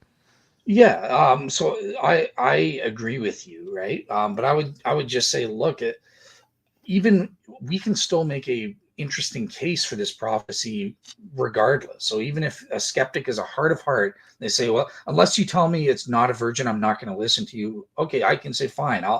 For the sake of argument, I'll give it to you that it's just saying a young woman. But it's still saying there's a supernatural sign attached to the birth or the conception of this son called, and his birth will signify to the house of David that God is with us, that Emmanuel, right? God is with us. Mm-hmm. And regardless of what that supernatural sign is, obviously we would say, well, it's the fact that a virgin's giving birth. That's what the supernatural sign is. The thing that is indisputable, even for the most radical of skeptics, is that this is predicting that the Messiah's birth will be associated with, in some way, a supernatural sign. From the depths of Sheol to the heights of the heavens, it will be some momentous supernatural sign to the house of David that God is with us. And that's my minimal case. That's regardless of the debates about how to translate stuff and all that stuff. This is undeniable for skeptic and Christian alike. And that's the first data point, is that the Messiah's birth will be associated with some supernatural sign to the house of David. So that's my first data point. I would argue, like Tyler, that we can go beyond and specify that supernatural sign is that the virgin will give birth. Sure, the more the better, kind of thing, right? But for right now, for my argument, I don't even need that kind of thing. I just argue supernatural sign with his birth. And then, and I go into differing interpretations and stuff. I'll skip over that for time's sake. There are prophecies specifically related to the Messiah's mission and ministry, right? So obviously Isaiah prophesies he will be a miracle healer. And this is where Isaiah, in context, is speaking about the Messianic era, the day of salvation, and the blind will be healed, the deaf will be healed, the lame will be healed, right? So, a classic text. These supernatural healings will be associated with the Jewish Messiah. Again, relatively undeniable, I would say. Even Jews today would believe this about their Messiah. He would be a light to who? To the Gentiles, right? The suffering servant of the servant songs there. This Jewish Messiah will be a light to the Gentiles, bringing salvation and knowledge of the God of Israel to them. Okay, great. And he will usher in a new covenant. This is in Jeremiah 31. I think that's something that's really important as well. There will be this new spiritual covenant that fulfills the Old Testament or the Old Covenant. So those elements there. What about the Messiah's death and subsequent resurrection? Well, obviously the most famous Messianic prophecy in the world, the one that convinces most Jews to become Christians or Messianic Jews, is Isaiah 53. And Isaiah 53, this is the fourth and final servant song. So the servant songs, there are four of them. They start in Isaiah chapter 40, right? About John the Baptist, right? The voice of one crying in the wilderness. And they go past Isaiah 53 there. And these are songs that are celebrating the sacrificial life of the righteous servant of God who brings about the redemption of others. And so some of the elements, right? So it speaks of the Messiah's suffering death, explicitly saying he was led like a lamb to the slaughter, for he was cut off from the land of the living, meaning he was dead. They made his grave with the wicked, but with the rich at his death. Sounds like Jesus to me. When you make his soul an offering for sin, because he poured out his soul unto death, right? So skeptics, I think I deleted it in the summarized version, but skeptics have alternative interpretations. They are inconsistent with this. This is clearly speaking of an individual who dies for the purpose of redeeming the people. And there's also two indications about his subsequent resurrection from the dead, because even though he's dying, the Isaiah 53 also talks about how his soul, when you make his soul an offering for sin, he shall see his seed. He shall prolong his days. So his days are being cut short. He's dying, but also his days are going to be prolonged. Resurrection is the only way to explain that. And secondly, he shall see the labor of his soul and be satisfied. So he's going to live on and see the fruits of his labors from his ministry and that sort of thing. Again, resurrection is being implied there. So we have Dale, this. Go ahead. You should consider tying this in, and it kind of helps with what some of your arguments from earlier, I would argue. And there's more than just this. You can do it with Ezekiel too. But like in Daniel 9, when you look at the timing of the coming of the Messiah there in Daniel 9 and what he does in Daniel 9:27, and the language used here, it kind of connects Daniel to this same idea of this. And we know that they wrote in the Jewish commentaries or whatever you want to call them at the time or whatever, they spoke about these particular passages as being messianic beforehand.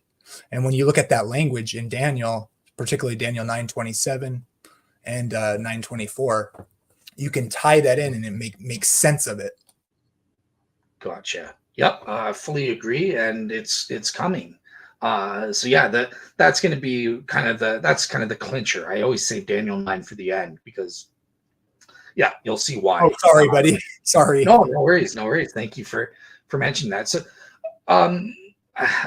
I don't know. Do you guys want me to go over the alternative interpretations, or should I skip over that because I don't want to be boring and stuff? Basically, the idea of Isaiah 53, the main alternative interpretation that I've heard, and you may have this in here, I haven't read it, but that this is about Israel rather than Jesus, a community rather than an individual. Is that where you were going to go with that?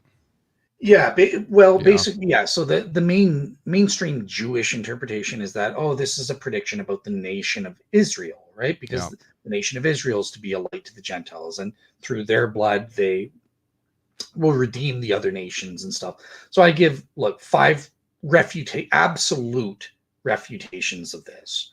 Yeah. And the first of which is that no authoritative Jewish source interpreted this text as referring to the nation of Israel until the medieval period, the 11th century, with Rashi, who's along with Moses Maimonides. Rashi is one of the big babies for Orthodox Jewish, rabbinic Judaism and stuff like that. He's one of their main guys. He's like their Thomas Aquinas or something like that. But yeah, so I mean, right there, that's one. And then I give other absolute refutations. Yeah, So, if people want to screenshot this and go back and read it. I'm not trying to rush, but I am kind of, because Yeah, I've got a hard gonna- stop at 2 hours. So I'm going to post up the slides for everyone on my blog. So right. the other interpretation is the righteous remnant interpretation. That does better, but I think that can be refuted as well. So I have 3 refutations. Okay, we'll skip it. Forget about that. The timing of the Messiah, and this is the last element or piece of my circumstantial argument here. So this predicts the precise timing that the Messiah had to do the above, right? Because up until now, the Jews could say, look, I agree with everything you said about the supernatural birth, his ministry being miraculous, bringing in a new covenant, death and resurrection. Fine, I call me Pincus Lapide. I'll believe you, and let's just go with you. But that doesn't prove the circumstance, Jesus or bust. Why? Because maybe it's Jesus, future Messiah, or bust, unknown future Messiah. We have that third option. Well, Daniel 9 to the rescue. Nope, can't. There is no third alternative, because the Jewish Messiah must do all of these things before the second temple is destroyed in 70 AD. And that's where we get into the prophecy of the 70 weeks. And it basically proves that the Messiah had to do all these things and finish the transgression, to make an end of sin, to atone for iniquity, bring in the Messianic everlasting righteousness kingdom, and to seal up vision and prophecy before the second temple was destroyed. And obviously there are debates about what are the periods and stuff like that. I'll try to save time for this one. I won't go into that, but I do go into details on my Reason and Theology podcast and on Real Seekers, where I cover Messianic Prophecies and Daniel 9 in detail. What the various periods of the weeks are, what the potential starting points for the 490 years is, and which one I take. What view do you take? Which view do you take? Which one? Just tell me real quick. Yeah, it's this one. The decree of Artaxerxes the First. Good one. Good man. Yeah. Gotcha. Yeah. And as Michael Brown says, look, if we take this date, just taking these as regular years, we end up in 27 AD, the very year that the Gospels say Jesus started his ministry. So it actually is perfect timing if you take this, and it allows for a straightforward interpretation. You don't have to rely on prophetic years and there's 360 days and all that stuff. That's absolutely right, I think. Yeah. But you know what? Even I feel like even if they did try to take that, like the secondary route there, it still confines things, because the date of the second temple falling in 70 AD really confines things to where, like, if you didn't get a Messiah by then, tough luck. That's why, from what my understanding, like, I'll put it like this: I've heard Jews that have converted, like, out of Judaism say things like they've never even heard of Daniel 9 before, because it is so precise of the timing. Like, Jews are talking about, a Messiah that's still to come. Well, you can have that, but you can't have that with Daniel, right? And so I don't know if there's like a conspiracy to keep Daniel 9 under wraps within like Jewish communities. Like, that's what I've heard. I don't know how true that is, but I've heard also that rabbis can't tend to disguise stray it. away from. It seems like rabbis tend to stray away from Daniel as well as Isaiah 53. Yeah, Right. That's chapters actually that people taken out are- of their liturgy on purpose, because it's Mhm. obvious when Jews read it. That's Jesus, kind of thing, right? So yeah, they've purposefully removed it for centuries from their hashtag liturgy. conspiracy theory. The atrocity is the fact Versus that the Christians overturn. will not recognize how precisely accurate and the right historical way to understand the way they, like this one you were saying, number 4. It's like when you look at that and you look at the history, I've done a lot of study on this too. I'd love to talk to you about it on like my channel or whatever, but it's so disappointing because this understanding, the Messianic interpretation is what it's called usually. And it brought so many people who, sent the gospel, at least in Protestant circles, right? Like because of that prophecy. And now it's been totally distorted because of all these different views informing it to go other directions and undermining it within the Christian community. And it breaks my heart. Well, and this That's is what this sola is, scriptura gets you. and this is the point, right? Tyler said it beautifully. Like, with my circumstantial argument, look, I totally avoid. I don't care about doing the. I care just because I'm interested in truth and stuff, but it doesn't matter what your stance is and all these details. Leave that all to the side. What every skeptic and Jew on the face of the earth has to agree with is that the Messiah will show up before the second temple is destroyed. Okay, we can debate all the details on everything else and stuff like that, but what's not controversial and what's clear in this text, the Messiah has to come before the destruction of the second temple, before 70 AD, and that means you can't rely on a future Messiah or anything like that. And because there are no other Messianic candidates who are even claimed to fulfill these other Messianic prophecies, right? There aren't even any Messiahs that have unfalsified claims. Only Jesus. That's it. Before 70 AD. Even the New Testament, right before the scene of Jesus, where he calls his disciples, I think it's like Luke 3 or 4, right in that area is one of the references. But he's like, it talks about in the narrative of the gospel how he's the people are in expectation and they're wondering if John the Baptist is the Messiah. So they knew. It shows in the text that they knew. It's not really disputed, right? Well, I think that's why Jesus himself quotes Daniel, right, to say, "Hey, look, this entire book has something to do with me, right? The Son of Man riding on the clouds and things like that." It's like this whole Old Testament, and even he said it, right? Like, if you don't believe Moses and the prophets, for they wrote about me, and then in another gospel he talks about Moses, the prophet, and the Psalms, all alluding to him. So it's like, yeah, you see you're right, Jamie, nailed it. There was an expectation of Messiah, and whenever Jesus comes, that's his entire ministry, is proving that he is that Messiah all these Jews have been waiting on. Because you even see in the what is it, the Syrophoenician woman? I think that's who that is. The lady at the well in John chapter 4. Yeah. You see her. Well, when Messiah comes, right, won't he reveal all these things to us? And what does Jesus say? Lady, I am he. Yeah, but also she says, I know that the true worshipers worship God at the temple in Jerusalem, because she's a Samaritan, right? And he goes, think about this with the temple thing. He brings the new covenant. Right. I mean, I know people have different interpretations about the separation between Israel and the church and the temple coming back. I would just say the New Testament says Jesus is in the true tabernacle. So the glory that came before that temple was destroyed. It's been destroyed. And so, there's also things in the Jewish Talmud that they wrote 300 years later that talk about the events that were occurring in the temple around 40 years before the temple was destroyed. They talk about these signs, and they're talking about it because they're trying to explain how God was showing them that they wouldn't need the temple anymore, because they're trying to explain why they no longer have a temple. In the Talmud, it's Yoma 39b. And they'd record that all these, like when they did the Day of Atonement, starting 40 years before the temple was destroyed, the scarlet ribbon never turned white anymore for the 40 years before the temple was destroyed. And that's right when Jesus dies. So it's a non-Christian source that backs up the Christian message. So just something interesting to look up. That backs up Protestantism, 30 AD, not 33 AD. So, sorry. Take your sola scriptura nonsense out of here. I haven't heard any refutation from you. I'm waiting for the response video, but okay. So I just dates don't matter. Done. So I just want to, and we're talking about Daniel 9 dates. Exactly. Yeah. I just want to summarize. Look, my case is very minimal.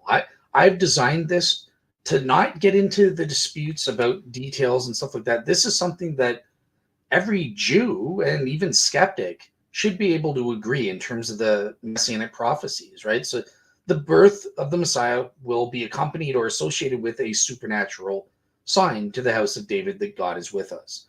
The Messiah would be a miracle healer. He would issue in a new covenant and be a light to the Gentiles. The Messiah would die to atone for the sins and rise from the dead, as per Isaiah 53. And all of this must be accomplished before 70 AD. Jesus is the only other candidate, messianic candidate, known in history who makes those claims. There is literally nobody else. Name to me the other messianic Jewish candidate who fulfills just those minimal criteria. None. If you can prove that, you've eliminated. It's not Jesus or bust. It would be Jesus, Jim Bob or or bust. But as it does is, kind of seem like he's brought the knowledge of the God of Israel to the nations, and so Jeremiah 31 is kind of historically a fact that that's the case. Exactly. Yeah, it's totally uncontroversial, right? And we have this situation. It's Jesus or bust, and nobody can really deny that. We don't have Jesus Jim Bob or bust, right? We can't have Jesus Bar Kokhba or bust. Plug in Jesus Muhammad or bust. It doesn't work. Nothing works. How can you not believe that Jesus is God's messenger, that he is God? How can people not believe it with this evidence and with what we know they said beforehand? It proves it. There's no reason not to believe. I agree. Amen. Well, sin, yeah, but that's not a reason. But it's people's sin and hardness of heart. They're not open to the evidence. Like I presented this argument to an atheist, David Johnson, on Skeptics and Seekers back in 2018. And you can see he's just desperate to avoid. He'll come up, he'll basically, it's amazing what human beings can do to try to excuse away or dismiss the evidence when it's so clear. I mean, to be fair, this is what the Bible and Jesus specifically said would happen, right? There are going to be people, and there have been people. I mean, think about it, guys. Jesus was doing miracles right in front of people, and they still found a reason to kill him, right? It's because simply they don't like him. They don't like what he's got to say, because it goes against, whatever they've been taught, whatever they think is true. It takes real humility. And so maybe we can, for the last 10 minutes, talk about practicality just a little bit. But at the same time, it's it takes humility to accept that I'm wrong about something. It takes humility to not only accept that, but to admit it. And then it takes humility to repent and change the way you think. Well, guess what? Everything that I just laid out is what Jesus told us we had to do in order to gain salvation, right? In order to be able to participate in the salvation that God has laid out for anyone. And that's a beautiful thing. Dana and I were talking about this the other day. This is the beautiful thing about the message of the gospel. It applies to everybody. Everybody can participate, but it's literally, it rests on you. There is so forget about the false things that people might have been taught about God has predestined some, and the other ones that aren't predestined, you can just go away. No. And I repent, because I used to proclaim that message, and I was wrong about it. Jesus loves everyone. God loves everyone. The Bible says, for God so loved the world. What's the most famous verse in all of New Testament history? For God so loved the world that he gave his only begotten Son, and whoever, everyone believing in him, no matter how you translate it, it's the same thing. All who believe in him shall not perish, but have everlasting life. You're the only one keeping yourself from believing in Christ, from trusting him, from showing your allegiance to him by doing what he told you to do. And what he tells us to do, John 6:29. What is the work? What's the works, Jesus, that we must do? Believe in the one whom God has sent. Simple. It's so simple, and yet people will find every excuse in the world not to do it. And it's frustrating, guys. It really is. But at the same time, it's a decision that they've got to make. So we call on you, people watching, I'm kind of curious just to get the panels, because the circumstantial argument approach from Messianic prophecy, that's something that it's my unique idea, so maybe it's stupid. I came up with it, but what do you guys think? Because I think it's different in that, look, we don't have to prove, oh, like, for example, with fulfilled prophecy, proving that Jesus died, not just died. Okay, I can do that, but died for our sins. I can never prove that through secular historical evidence that a skeptic would believe. But my circumstantial approach, it doesn't matter. I just say that there are claims and that it's unique. Only Jesus makes these claims to fulfill these prophecies. Right. And it's either Jesus fulfilled it or nobody else could have. Right. So what are you guys' thoughts on the It circumstantial has to be that approach? way. That's wise, because you're demonstrating like we can demonstrate that from the text that the Bible was saying things, and then those things happened according to his history, but so then that validates or opens the door to the idea of the claims it makes about that, and then the proof is in the pudding, I would say. So I love it. No, I agree, Jamie. Like, there's an element. So, say we can prove, and I love what you said just now, Dale, because I think you're right. I don't think you can use a secular historical method to prove that Jesus died for sins. And so, there's an element of this faith, right, that is not provable, right? And I think this is where, and I'm not saying that faith and like knowledge, obviously, we believe for reasons, right? But they're not contradictory with each other. But there is an element of Christianity that we do trust in without seeing. This is what Jesus said, the people who are blessed to Thomas, whenever he comes up, he says to him in John 20, Jesus, like, show me, unless I see the holes in your hands and a hole in your side, like, I just simply will not believe. And Jesus rebukes him by saying, you see, and yet you're complaining about belief. Blessed are those, Thomas, that don't see and yet believe. I think that expands to more than just this visual perception that we can see, that we can smell, that we can taste, that we can even touch.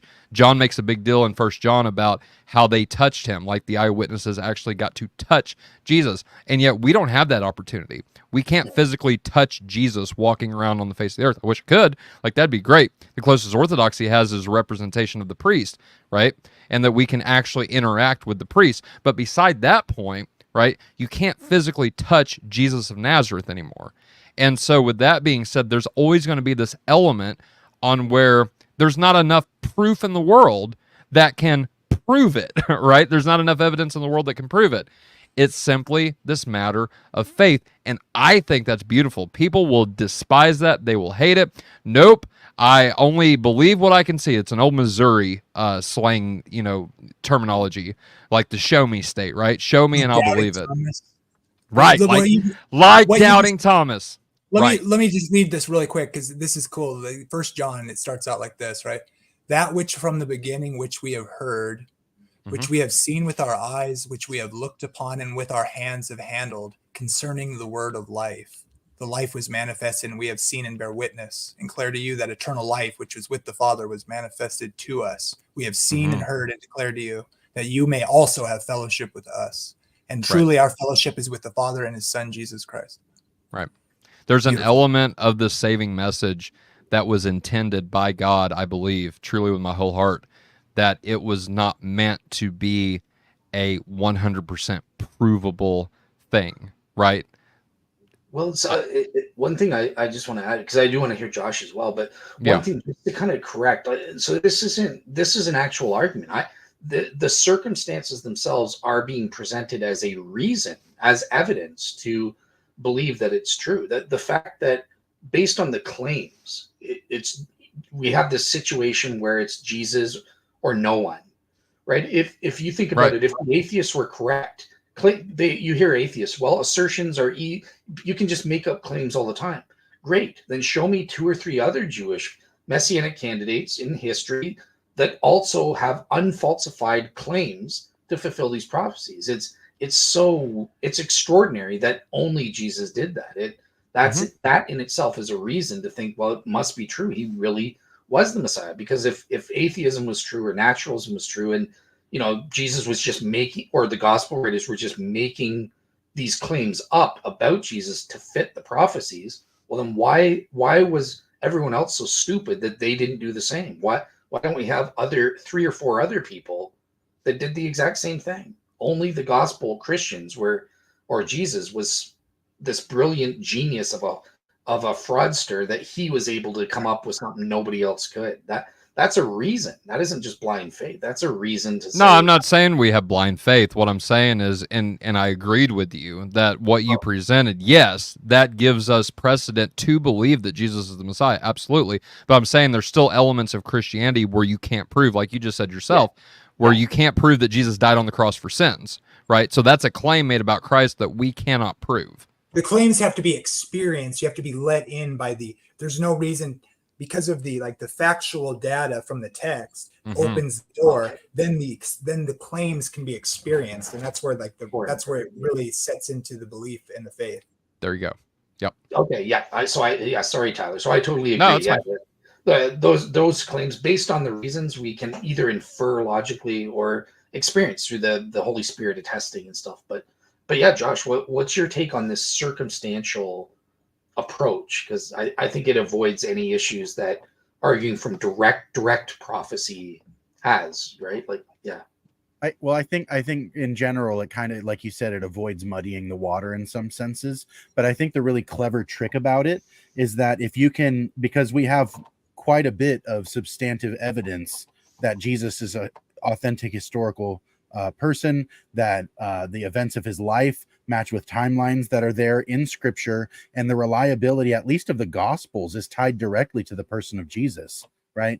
And so it keeps the emphasis right where it belongs. Jesus is the central core facet of not only Christianity, but of the canon of the Scripture, of the continuity of the church, of the basis for our need to preach and believe the gospel. And so if Jesus is the central focus, and Jesus can be shown to be reliable and seen to be reliable, then you, as a package deal, get the Old Testament kind of thrown in.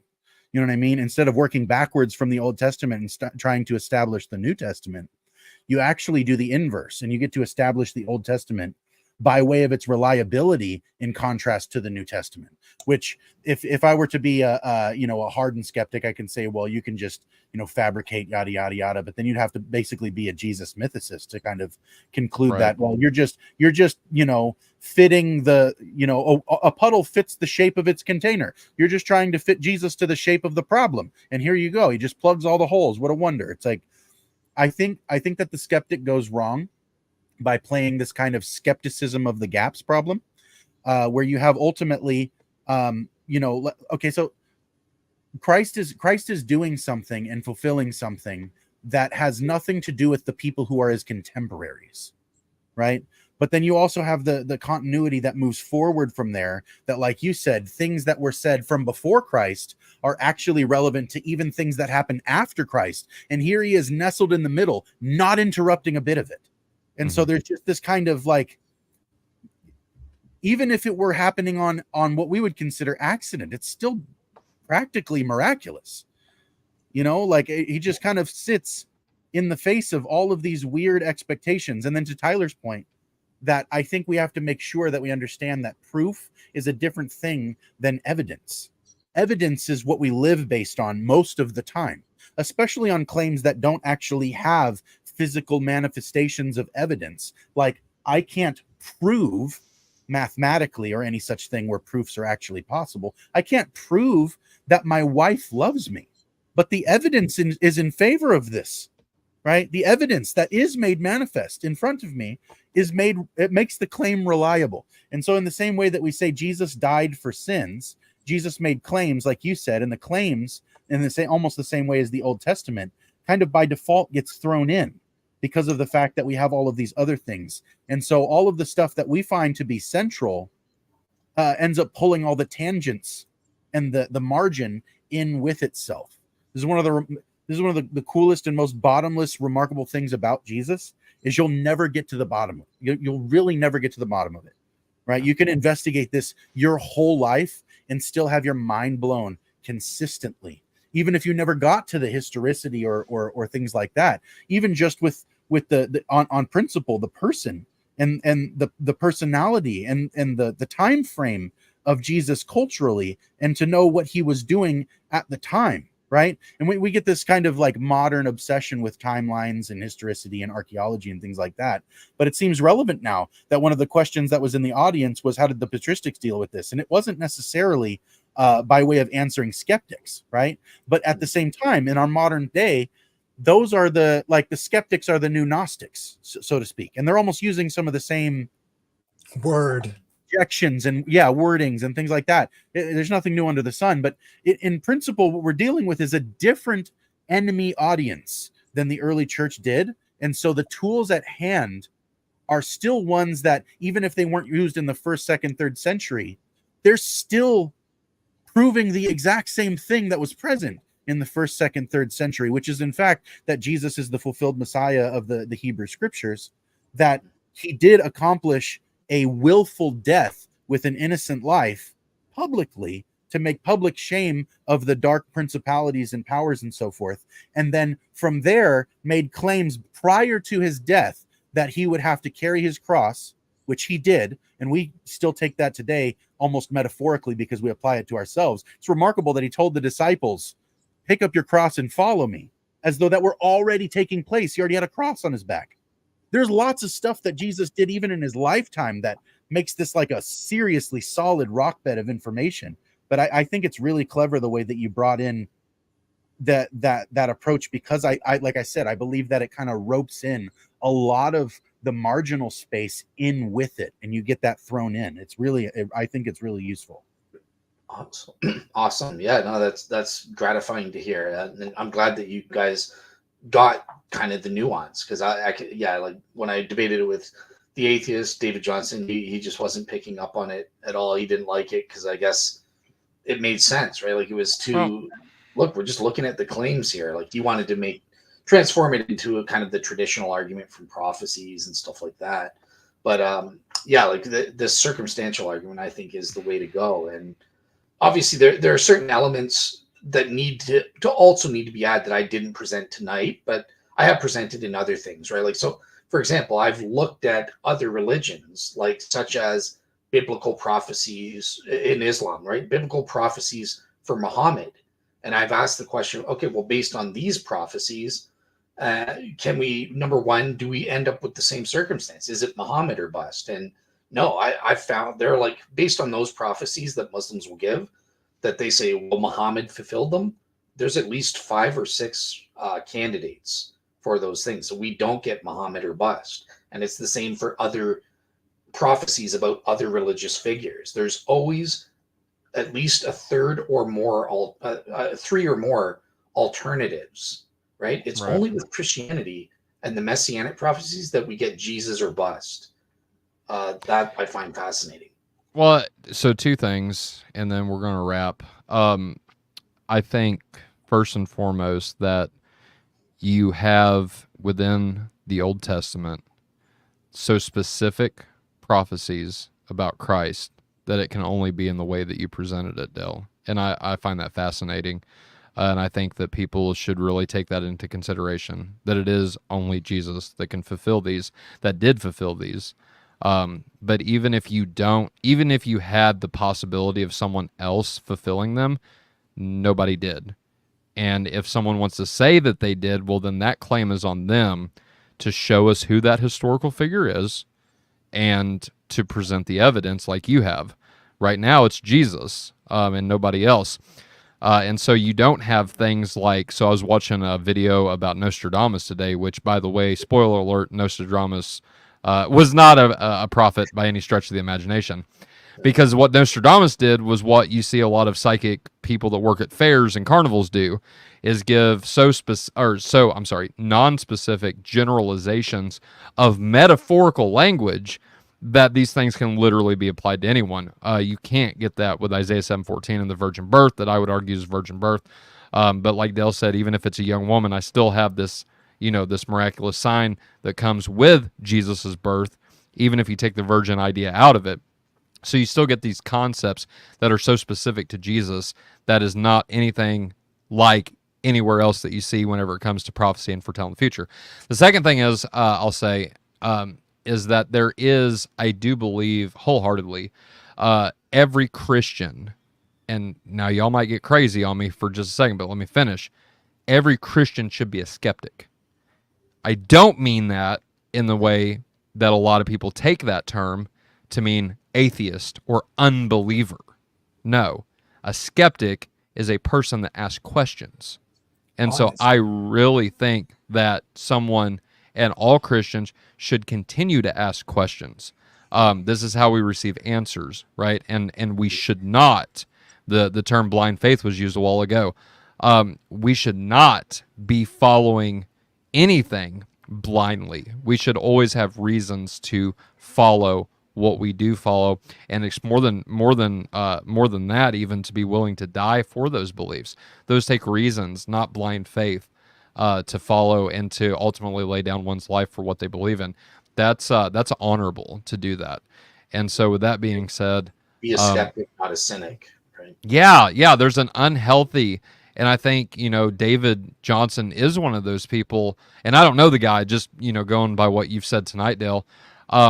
There's an unhealthy dose of skepticism where you're literally just looking to refute and to not believe things. And I've heard, like, not from David, but I've heard just different people say different things whenever it comes to Christianity, that it's like, for example, the Jews saying that Isaiah 53 is about the nation Israel.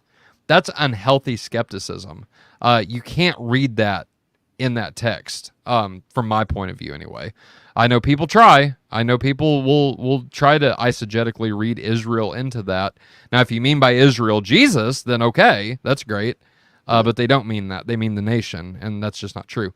So I say that to say, be a skeptic, but don't be a cynic, and don't have this unhealthy skepticism that leads you to deny things that are clearly right in front of you. And so that, I'll give everybody a quick last word, and then we'll wrap. Yeah, I'll go first.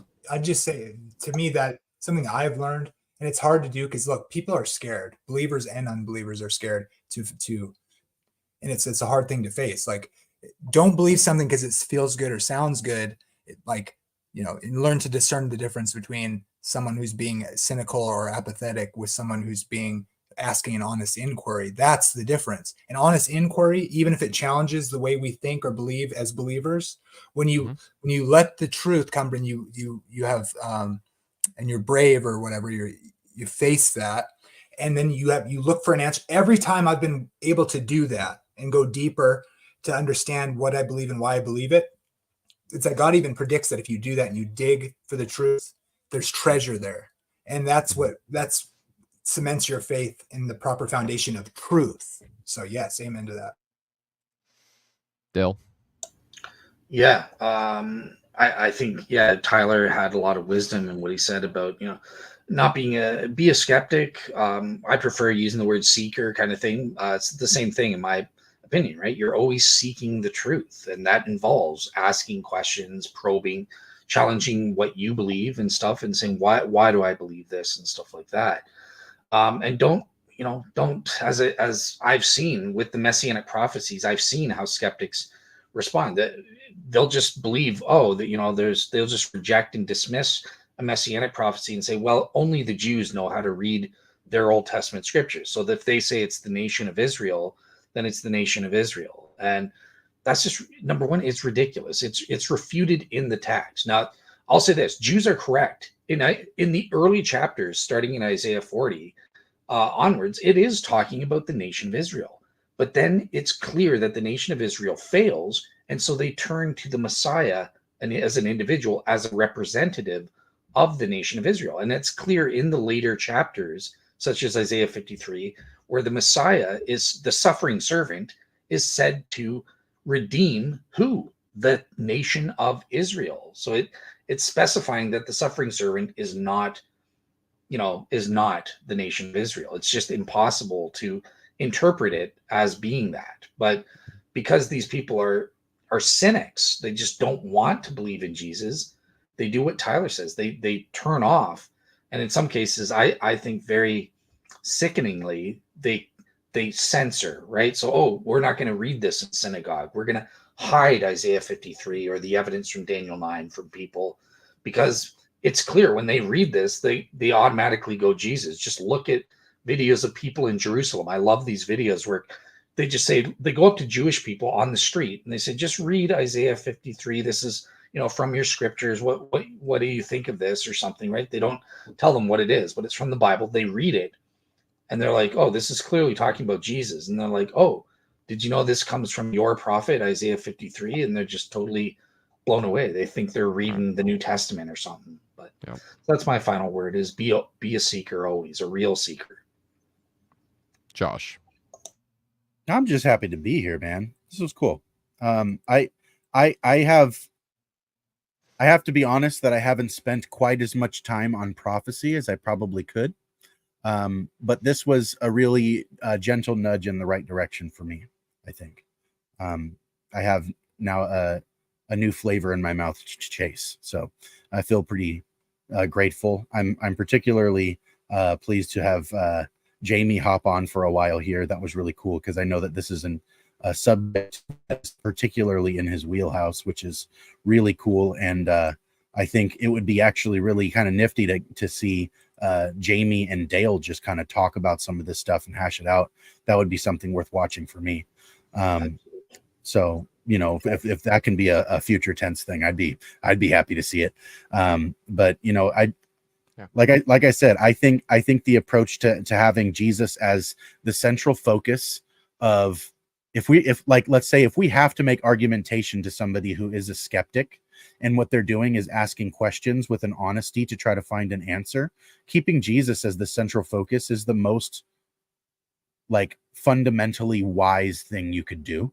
I think that's the best approach, no matter what topic that you're talking about in relation to Christianity. If Jesus isn't the central focus, then it probably shouldn't be the central focus of why you are or aren't a Christian. I think people often get caught up on some of the tangential things, but the approach that you were using tonight, Dale, I think really was very useful for keeping the main thing, while also cleverly on the back end drawing in all of the things that aren't the main thing, so that they can be kind of thrown in as a package deal. So I liked it. I think that this was something that I'll have to look into more. So I appreciate the time. Awesome. All right. Well, with that being said, we appreciate all of our viewers watching. Thank you for hanging out with us. And next time we will do a deconstruction video. And so my apologies for promoting that. I totally forgot that we were doing this tonight. And I told David let's do deconstruction vids. And so we didn't do that. But thank you all for hanging out with us. That will be next Friday at 7 p.m. Eastern time. And so audience participation involved in that. So if you would like to join us on the stream, that will be a place where you can do that. And speaking of people joining us, or joining us, I should say, I'm going to do a little impromptu type thing and ask Adrian Wyatt. I keep seeing you pop up in our comment section talking about quote unquote true orthodoxy, and I have a feeling that I'm not a part of that group. So with that being said, I would invite you, sir, to come on and explain what you mean by true orthodoxy the next time we have an open mic, and we might do one just especially for you. It seems like you have a lot to say, and I'm interested to hear what you've got to say about what you keep calling true orthodoxy. So with that being said, email me, faithunaltered@gmail.com. Here, I'll even post it up to where you can see that.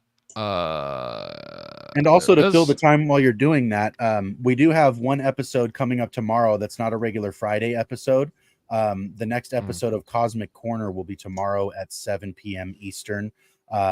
We didn't plan to have it on the first day of Pride Month, but what an appropriate symbolism that happens to be that we're talking about identity and identity and the image of God tomorrow for the first day of Pride Day. So if you want to open the most sinful month of the year the right way, come and join us on Cosmic Corner and we'll learn about what identity actually is. Yeah. So for the background for people that are interested in why I said that, I totally stole Josh's day. I didn't. Dr. David Bradshaw, we had him planned for May the 10th, And Josh was originally going to do this a week later, so May 17th, but Dr. Bradshaw asked if I could move that to the May 17th slot, and I said, yeah, let's do it. And then I called Josh after, so I didn't even confirm it with him. But it worked out because you guys now are doing this on the first day of Pride Month. By the way, Christians want their rainbow flag back, for those interested. Amen. Noah, I know a guy that would want that. So anyway, but with that being said, y'all have a good night. God bless. And know for a fact that you are loved.